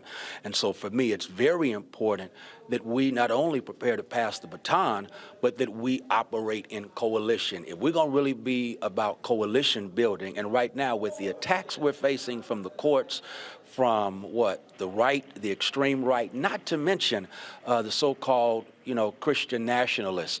This is a time where we need coalition building as opposed to separation. And that's what I'm going to be about, reaching out to especially our younger generation, because let's keep it real. Civil rights movement was a youth-led movement. And so there's nothing wrong with a youth-led movement in this day. And so that's why I'll be reaching out to them, because we're not going to do it apart. We got to do it together. You were there in Baltimore when I challenged the Alphas, when I said, how can you talk about when you're running the yard, but who's running your city? Right. And so the power of the D9, I've been constantly challenging them that it doesn't make sense having numbers, but not just them, Links, Eastern Star, Prince Hall, Mason. You've got all these black organizations, but many of them are internal and they're not necessarily external. Yeah, and Roland, I've literally stolen that. And I give you credit a few times, but I've stolen that. Anytime I speak to an Alpha chapter, Deltas, anyone, I use that, because we all brag about when we were on the yard, we ran the yard. Okay, you grown now. What are you doing as grown folk? Are you running your city? Are you running your county? Are you running your state? Because don't brag about running it back then if you ain't trying to run stuff right now. And that's the kind of leadership that we've got to have right now. I got to give the AKs some salute, because they established a credit union during this meeting. And so I salute them. That's the kind of stuff that runs stuff when you get to be grown. And so since we grown, we got to act grown, and we got to run it in our city, county, because that's what happened in 08. We celebrating Barack Obama, and they went to planning while we were partying, and they went local. Or the phrase I say, we stay at the inauguration parade, they left. They left and planned on us, and they went local, because all politics is local. And so that's why, as we're thinking how we're going to do push, Rainbow Push, we have to have a national voice, but we got to be organized locally. Well, one of the things that I would absolutely suggest within the first 90 days is doing a black media roundtable, where calling on them and challenging those black radio show hosts that we just can't be laughing in the morning. Yeah. We got to be also talking about public policy and social action. Yeah, laughing and liberating. I mean, we've got to, play the music. Okay, go ahead, get your ratings up. But at the same time, this is an audience you have that counts on you, not just to be entertained, but to be enlightened. And the bottom line is a lot of stuff in Texas, where I am, in Florida, they had these legislative sessions that just took place, and too many of our people don't know and won't know what happened until it hits them directly, because public policy has personal consequences, and black radio can help us to understand what's going on with public policy so that we can fight back, because right now we're not fighting back. Well, Reverend Jackson always would call me no matter what time of night. It does not matter. With suggestion and saying, when I come on and talk about it, I was like, all right, okay, Rev, no problem. Right. And so you know exactly how I feel, the same thing. Yes, our show always welcomes whatever you got, you let us know. I'll be right there. And I want to thank you, because you have been consistent, not only about giving us a voice, but also challenging us to raise our voices. And so I appreciate that about you, because we have in you what Frederick Douglass and those first founders of our news media, what they intended. We can't have other folks speaking for us. We've done that too long. Now we got to speak for ourselves, and you help us do that. Thank you very much. Appreciate it. Let's get it. All right, Frat. Appreciate it. Yes, sir. I won't call you that late, but I'm sure call you. Trust me, he called me anytime. It don't even matter. Morning, night, whatever. Running ideas by. You know I know. You know I know. What you talking about? Because you did hit me by midnight the other night. Don't I really did. I really did. All right, Brad. Appreciate it. Appreciate it. Yes, sir. Yes, sir. Thank you. Appreciate it. Macongo, the point there that Pastor Haynes made, and in fact, when he spoke, gave me a shout out. He talked about black media before his speech yesterday. And this is something that I keep explaining over and over and over to black organizations. You could keep hoping and praying the New York Times and ABC and CNN is going to show up. but they're going to show up on big stuff. Yep. Yesterday, local media was there yesterday. You had cameras there. We live streamed it. But here's the deal. I didn't see MSNBC there. I didn't see CNN there. ABC, NBC, Fox News. We know they're not going to be there. But also, I didn't see any other black media as well. I keep saying to people, if we do not have a robust black-owned media covering our stuff, then we do not have the ability to communicate to the masses. And that's one of the things you distinguish also is a difference between black-owned media and black-targeted media. And too many people see a black host on a network, on a show somewhere, and they feel like that is their black source for information. And they feel like, well, if I need to get real information, I'm going to get it here. No, this is the Black Star Network. And it was started for this particular, point. And you've always talked about the fact that you don't want to be the only one. You want to see more out there. People say, oh, Roland's just about himself. You've always talked about we need more of it. You're always talking about the federal government advertising budgets and how we're always getting the smallest percentage. Where are people going to get this information? Black and Missing every single night, talking about what's going on in our community. The section on melanoma that's coming later. If people don't realize now that we can't depend on these other media sources that have black faces but not black ownership, maybe some areas of leadership but not ownership, you're never going to be able to get the full story. And you're never going to be able to get it in a way that directly impacts our community. And so as Reverend Carr says, on the advertisement you have, you got to bring your eyeballs home, and you got to bring your dollars home. You got to bring your money home. Like you said, those silver rights. If we don't do this, if we don't talk about this beyond these 1 or 2 minute stories that we're going to see on these other networks, if they're going to cover these stories at all, and these 2-question interviews that they do with these people, whereas with a Black Star Network, you can go have a 5-minute interview that ends up going a half hour because we run it. If you're not going to get it with that program, you are going to continually be misled, or at the very least misinformed, or depending on the networks that you watch, disinformed. And you're going to end up being a problem for our community as opposed to the solution. Got to get with the program. See, Julian, the thing that a lot of people really do not understand, but how Reverend Jackson got the profile he did is because of John H. Johnson. Yeah, absolutely. When Reverend Jackson moved from South Carolina to Chicago, he had a letter in hand from the governor, I think it was from the governor of South Carolina, and it was basically introductory, for jobs. Well, Mayor Richard Daley, who ran the city, said, he could work as a toll booth operator. John H. Johnson put him to work selling subscriptions of Ebony and Jet. When Reverend Jackson then ascends, John H. Johnson makes it clear Reverend Jackson is in Jet every week. So what Reverend Jackson did was he built his foundation through black-owned media. He was in Jet every week. I remember I don't give a damn what Reverend Jackson was doing. He was somewhere in America. He was in Jet magazine every week. When I ran the Chicago Defender, it was funny because I saw it up close. So before I moved there, so if you see Reverend on television and stuff, and you seeing him speaking, and you seeing him rhyming with his lines and stuff, let me tell you what he would do, Julian. I'll be at my desk, the Chicago Defender. I'm not working on a story dealing with Rainbow Push or Reverend Jackson.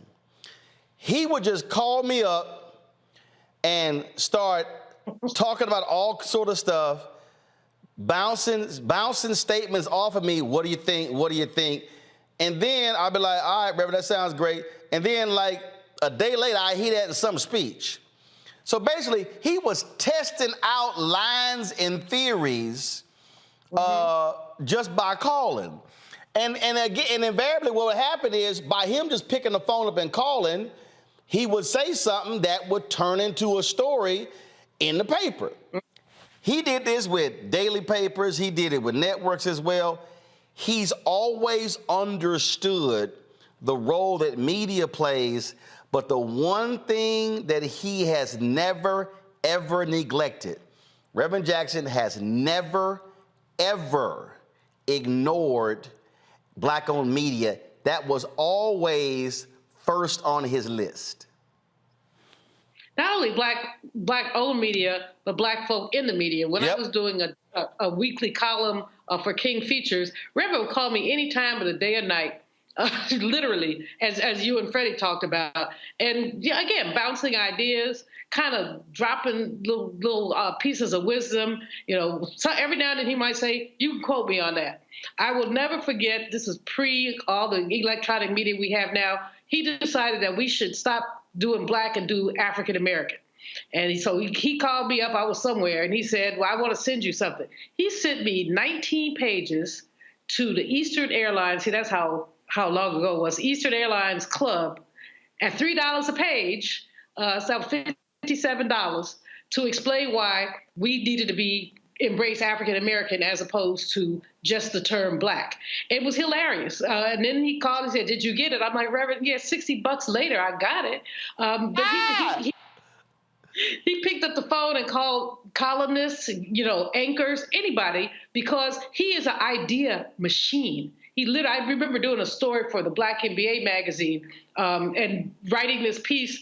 And I mean, in the hour that we talked, he dropped ideas about glasses. He was talking about prescription drugs. He was talking about economic justice and banking. It was like literally all over the place. How do you turn that into a piece? And I think the title of the piece ended up was Idea Machine, because that's what he is. He is not leaving Rainbow. What he's doing is, if you will, reinventing himself or being the senior statesperson that we so desperately need in these times. And it's really, like you said, he is a master of media. He's done it all, radio, TV, writing, all of that. And he understands it in ways that very few people do.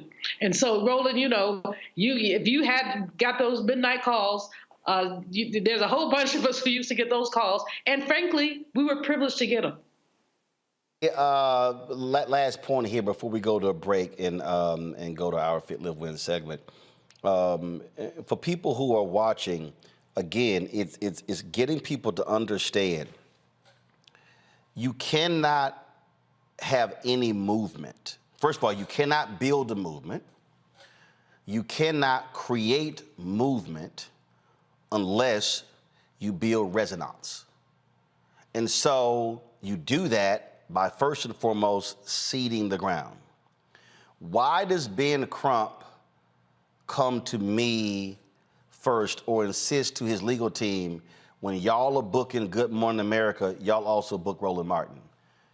Because what he understands is that there are going to be a whole bunch of cases that Good Morning America is going to pass on.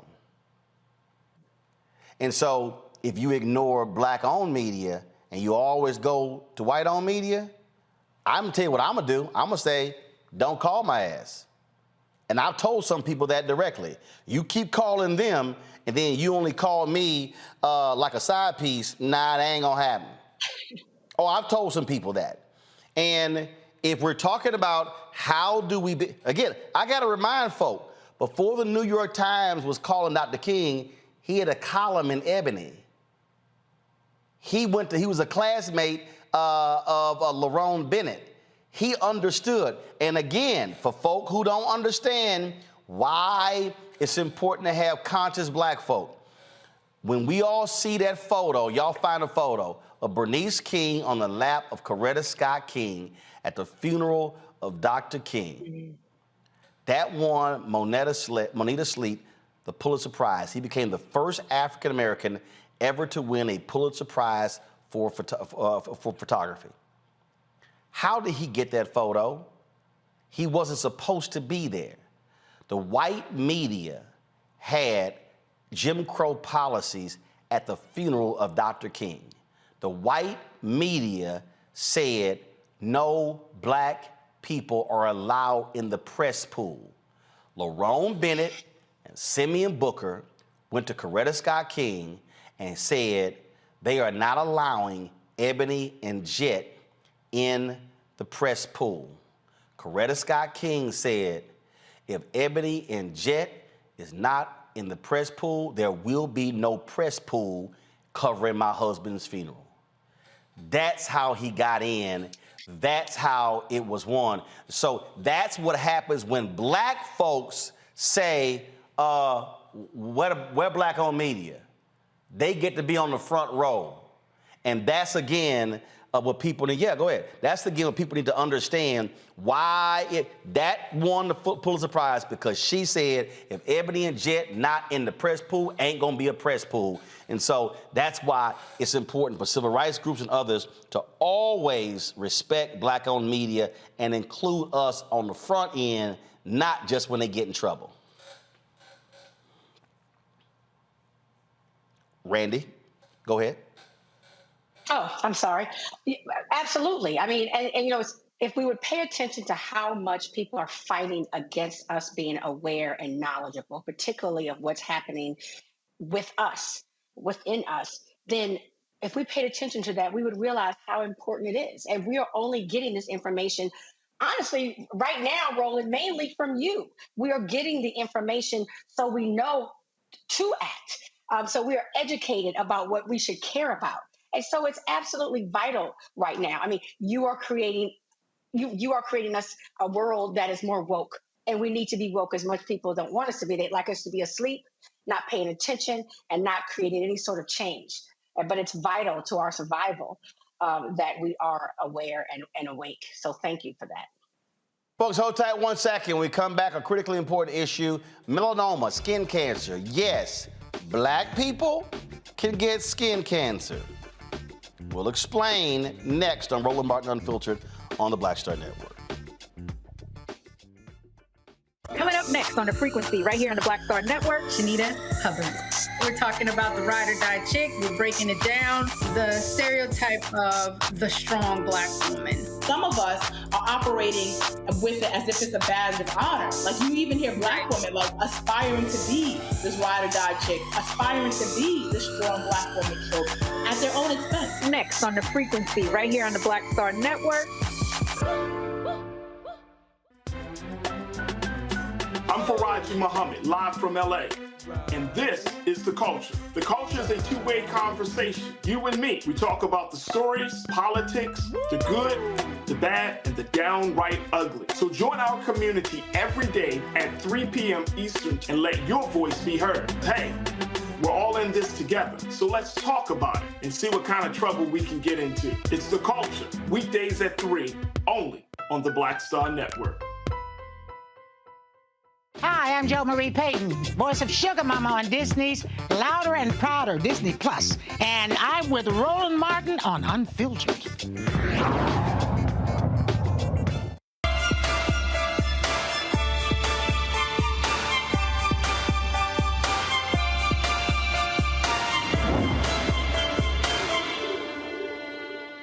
All right, folks, skin cancer is real. Now, what often happens is when we hear these stories about melanoma, we often think that largely affects white folks. Nope, black people can be affected by skin cancer as well. You've seen it. We go to the beach, we on a golf course, if we go, yeah, all right, well, we good. I ain't got to put on no sunscreen. Yes, you do, because we can be impacted as well. And so it's important for us to understand the realities of melanoma and how it also impacts us more than a lot of other people. We hear from the Journal of the American Academy of Dermatology, black men are 26% more likely to die from melanoma than white men. Nearly 50% of black men in the study were first diagnosed after the disease advanced to the late stages. Very similar when you talk about breast cancer. Joining us right now is family medicine specialist, Dr. Michael Bookhart, joining me from Jackson, Mississippi. Doc, glad to have you here. Again, what this sounds like is like everything else, okay? We get it less than somebody else, yet when we get it, because we find out late, more of us die and we die faster. That's right. Absolutely. And I appreciate you having me on, Brother Roland. And that's very interesting. I reviewed some of the articles on this and from the American Academy of Dermatology. And like you said, there was a study done with 200,000 people, and they found that the 5-year survival rate in men with melanoma the 5-year survival rate was highest for white men at around 75% compared to black men with a survival rate of 52%. And then American Indian, Alaskan, Asian, and Hispanics were somewhere in between in the 60s. And that's a very notable difference, because most people, Roland, most people would think, well, because I have an extra amount of melanin, then I can't get skin cancer. But that is one of the biggest misnomers in our community that we have. And we talk about how we protect ourselves. Look, I play golf all the time. I like to walk, so you're out there, you're in the sun. And I can tell you, it's rare when I play with brothers, they're putting on sunscreen. Absolutely, yes. And that's a great point that you brought out. And one of the things that makes this very difficult, and some would even consider the bias in this, is that melanoma, especially with us in the African-American community, starts on the palms of the hands, the soles of the feet, which are areas that one would think are not exposed to the sun as much. And that's why a lot of times it makes diagnosis so difficult, because— Hold up, palms of the hand and soles of the feet? Absolutely. Yes, sir. I was looking over this American Academy of Dermatology. We're reviewing that, and it's called ALM, acrolitiginous melanoma, where it starts on those parts, and that's why it's most often undiagnosed. And then it's not until, there's a significant spread, and then you start the staging process, which then the mortality rate increases while you don't see it. And just real quick, just to be clear, there are three different types of skin cells we're looking at: squamous cell, basal cells, and melanocytes. It's the melanocytes, which, has a pigment for melanin. That's what we're talking about. That's causing melanoma. Three very important key points right there. All right, so if we're gonna be out there, like I see some people when they're out there playing golf, and they'll have their arms will be covered. I see some people covering their legs. Well, I'm like, man, that's hot as hell. So if we don't want to cover our skin, so what is it? And also, what type of sunscreen? I've heard all different ones. You see all these different numbers. Is it 50 or higher? Is it 70 or higher? Like, what's the right sunscreen protection we should be wearing? That's a great question, Roland. And actually, at the minimum, you want to have a 30% SPF. You definitely want to have that. You definitely want to cover the extremities as every time as much as possible. So your arms, your legs. I know it's a lot of times it's so hot, it's difficult to do that, but that's going to be a significant factor in reducing your chance of getting this terrible skin cancer. But definitely SPF minimum 30, but the higher the better. It's a directly proportional factor. The higher SPF, the lower your chances of coming down with skin cancer, contracting this terrible disease. Questions from the panel. Let's see here. Randy, Julian, Randy. Let's see. Omar Congo, you go first. Well, Doctor, I really want to thank you for this information. And my real question is, can you please just end the debate over whether shea butter and coconut oil actually work as sunscreen? Well, I think that's a very interesting question. It's like I said, it's really about the SPF in the product. So if you happen to have a product that is a shea butter or a shea moisture, those kind of things that's contained in the sunscreen, then hey, by all means have at it. But if you're just sitting around and slapping some cocoa butter on your face, that ain't gonna cut it. Thank you. Julian, go ahead, Doc. Well, I just really wanted to point out, Roland, just very briefly, that in the diagnosis of this, and especially since COVID, and this is from my personal experience as a hospitalist, caring for people full-time in the hospital and also opening my own clinic now in Jackson, Mississippi, that, of course, because of, the lower socioeconomic status and all those things that we're very familiar with, and especially in men are a lot less likely to go. And everybody that I've treated in Jackson and my entire career in medicine, there's two things. There's two reasons why men go to the doctor. One, because their mother or their wife is forcing them. And two, because they have a problem with their penis. That's the only reason why men go to the doctor. and he just being real. Julian, go. Brother, first of all, Doc, thanks for your work. We appreciate you. I have a lifelong battle to knock the yellow off. I am truly always trying to get a tan. Now, what's the safest way for me to get a tan if I got to do this SPF thing? Well, I think the safest way, there's definitely, if you want to go to the tanning bed, the tanning salon, you want to go there, but you want to minimize your time. You want to minimize your exposure, because certainly you can increase your chances of contracting this. And so when you go to the tanning salon, usually they have like a timer on there, but usually the recommended time, 15, 20 minutes. No, I don't you want go to the tanning salon. I don't go to the tanning salon. I want to sit outside and give me a nice natural tan. So how can I do that? Yes. Be safe. Well, be safe. Okay, being safe, then definitely, having, so like I said, a minimum SPF 30, but the higher you go, the better. It's directly proportional, but still minimizing your exposure, to that sun. For example, people on the beach and they're using those huge umbrellas that a lot of times with the hotels and all that on the beach, it's great if you can sit up under that for the majority of the time. Then you take that 15 minutes, go outside, on your back and then on your stomach, and then come on back in and get outside of those harmful sun rays. So that's the main thing. You can definitely do it, but you just want to make sure that you minimize your exposure while you're out there. So if I'm playing golf 3 to 4 times a week and I'm walking this 4 hours around, I'm in the sun. Absolutely. And I'm wearing sunscreen, but what should I be doing something else? Well, so if you're out there for 4 hours rolling, well then, like you said, you got your highest SPF, you're out there having a good time. You just want to be mindful to make sure to take what I like to call shade breaks, whether you're getting under the golf cart, you get sitting up on the golf cart, taking a water or Gatorade break, or standing up under one of those big oak trees, and just making sure you're mindful that you're not out in continuous direct sunlight. You can still do all the things you love to do, play all the rounds of golf, 18 holes, everything, but just making sure to not stand out there, because like you said, that's one of the biggest things, one of the myths. You say, well, we're African American, darker pigmented people, I don't have to worry about it. I can just stand out here, have fun with my buddies and play golf. You just really want to be mindful, because as we're discussing, we definitely get it too, and our survival rate is lower and our mortality rate is higher. And hold up, before I go to Randy, also, how often do we reapply the sunscreen?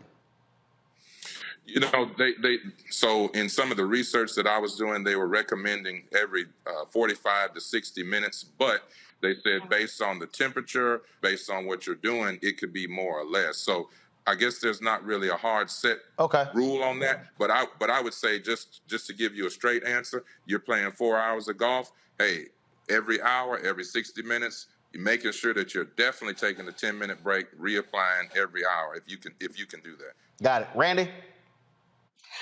Doctor, thank you for this information. I found it fascinating that it shows up on the palms of our hands and feet. What should we be looking for? I mean, I would think it would be helpful for us to early detection. So what would I see? Well, so sometimes you'll see like a darkened area, and that's the thing with melanoma. Most people look at it, they think about like a little, black circle.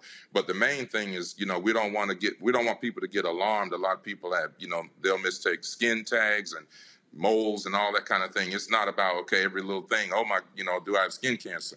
So this is usually like a macular type of thing. It's a flat, not really like a raised or jagged.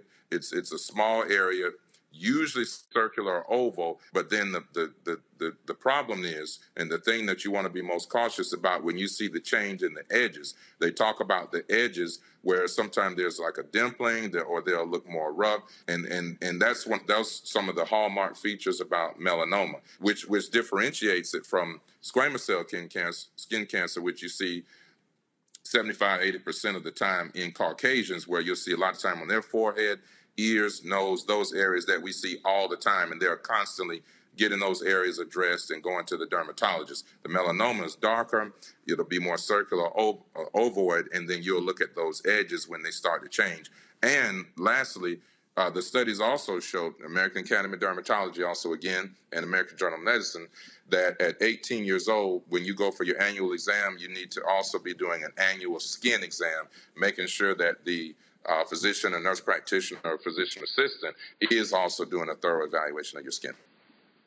All right, so last question. So if folks are on the beach, if they're on, black folks running around being on yachts and stuff along those lines, how much time are they out there? Are they because you just said, what, 30? Because I'm telling you, I know some people, they go to the beach and Lord, they laying out there for 4, 6, 8 hours. That would drive my ass insane.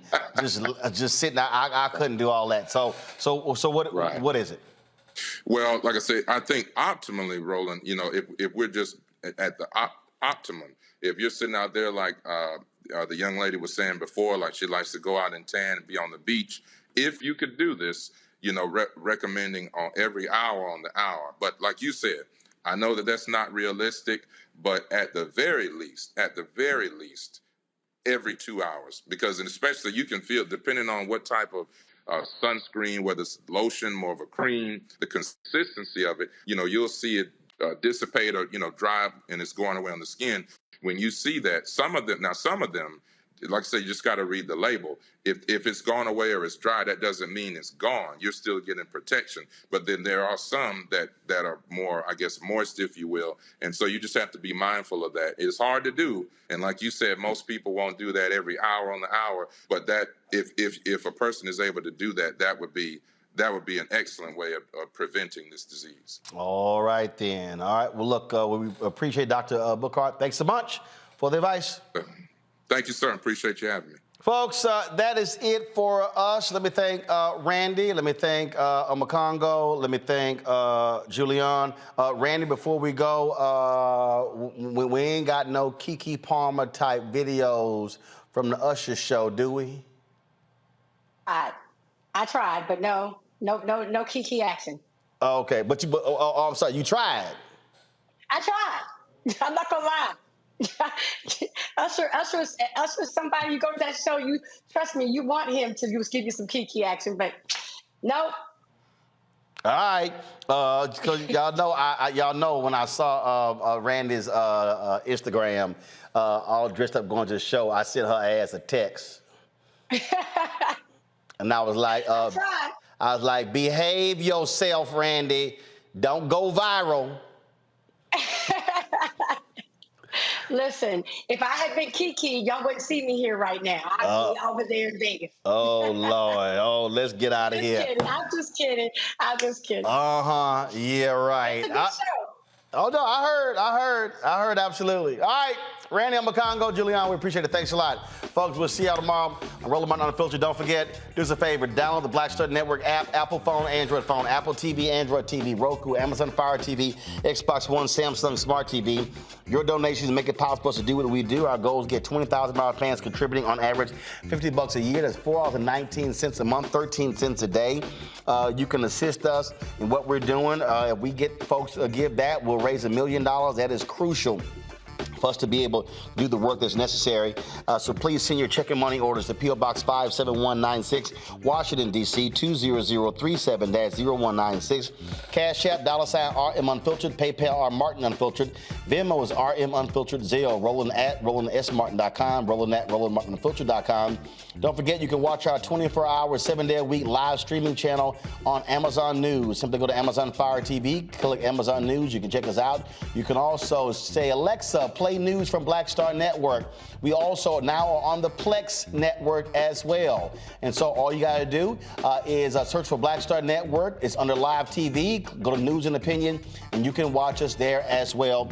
And don't forget, support us by purchasing my book, White Fear, How the Browning of America is Making White Folks Lose Their Minds, available by Ben Bella Books, Amazon, Barnes & Noble, IndieBound, Bookshop, Chapters, Books A Million, Target, Audible. Also, double check if listen to me, only buy the book from these sources, okay? There's somebody who's using my book cover. I think his name is Taylor Dyer. I had somebody send me an email, and he's put together some crap, and it is not my book. But the problem is he's using my book cover, and so it's on eBay, Barnes & Noble. Ben Bella Books is trying to get it taken down. So again, if you're buying my book, White Fear, How the Browning of America is Making White Folks Lose Their Minds, make sure it says you see the cover, but also by Roland Martin. And so this is where you should buy it from. Again, if you go to Barnes & Noble, it will say Taylor Dyer. That person is a fraud. And we're trying to get that book removed from all of these book plate locations as we speak. So be very careful when buying the book. All right, folks, that's it. I'll see you guys tomorrow on the show. Holla! Folks, Black Star Network is here. Oh, no punches! I'm real revolutionary right now. Support this man, Black Media. He makes sure that our stories are told. Thank you for being the voice of Black America, Roland. Stay black. I love y'all. All momentum we have now, we have to keep this going. The video looks phenomenal. See, there's a difference between Black Star Network and Black-owned media and something like CNN. You can't be Black-owned media and be scared. It's time to be smart. Bring your eyeballs home. You dig? Pull up a chair. Take your seat. The Black Table with me, Dr. Greg Carr, here on the Black Star Network. Every week, we'll take a deeper dive into the world we're living in. Join the conversation only on the Black Star Network. Hi, I'm Dr. Jackie Hood Martin, and I have a question for you. Ever feel as if your life is teetering and the weight and pressure of the world is consistently on your shoulders? Well, let me tell you, living a balanced life isn't easy. Join me each Tuesday on Black Star Network for A Balanced Life with Dr. Jackie. We're all impacted by the culture, whether we know it or not. From politics to music and entertainment, it's a huge part of our lives, and we're going to talk about it every day right here on The Culture with me, Faraji Muhammad, only on the Black Star Network. I'm Deborah Owens, America's Wealth Coach, and my new show, Get Wealthy, focuses on the things that your financial advisor and bank isn't telling you, but you absolutely need to know. So watch Get Wealthy on the Black Star Network.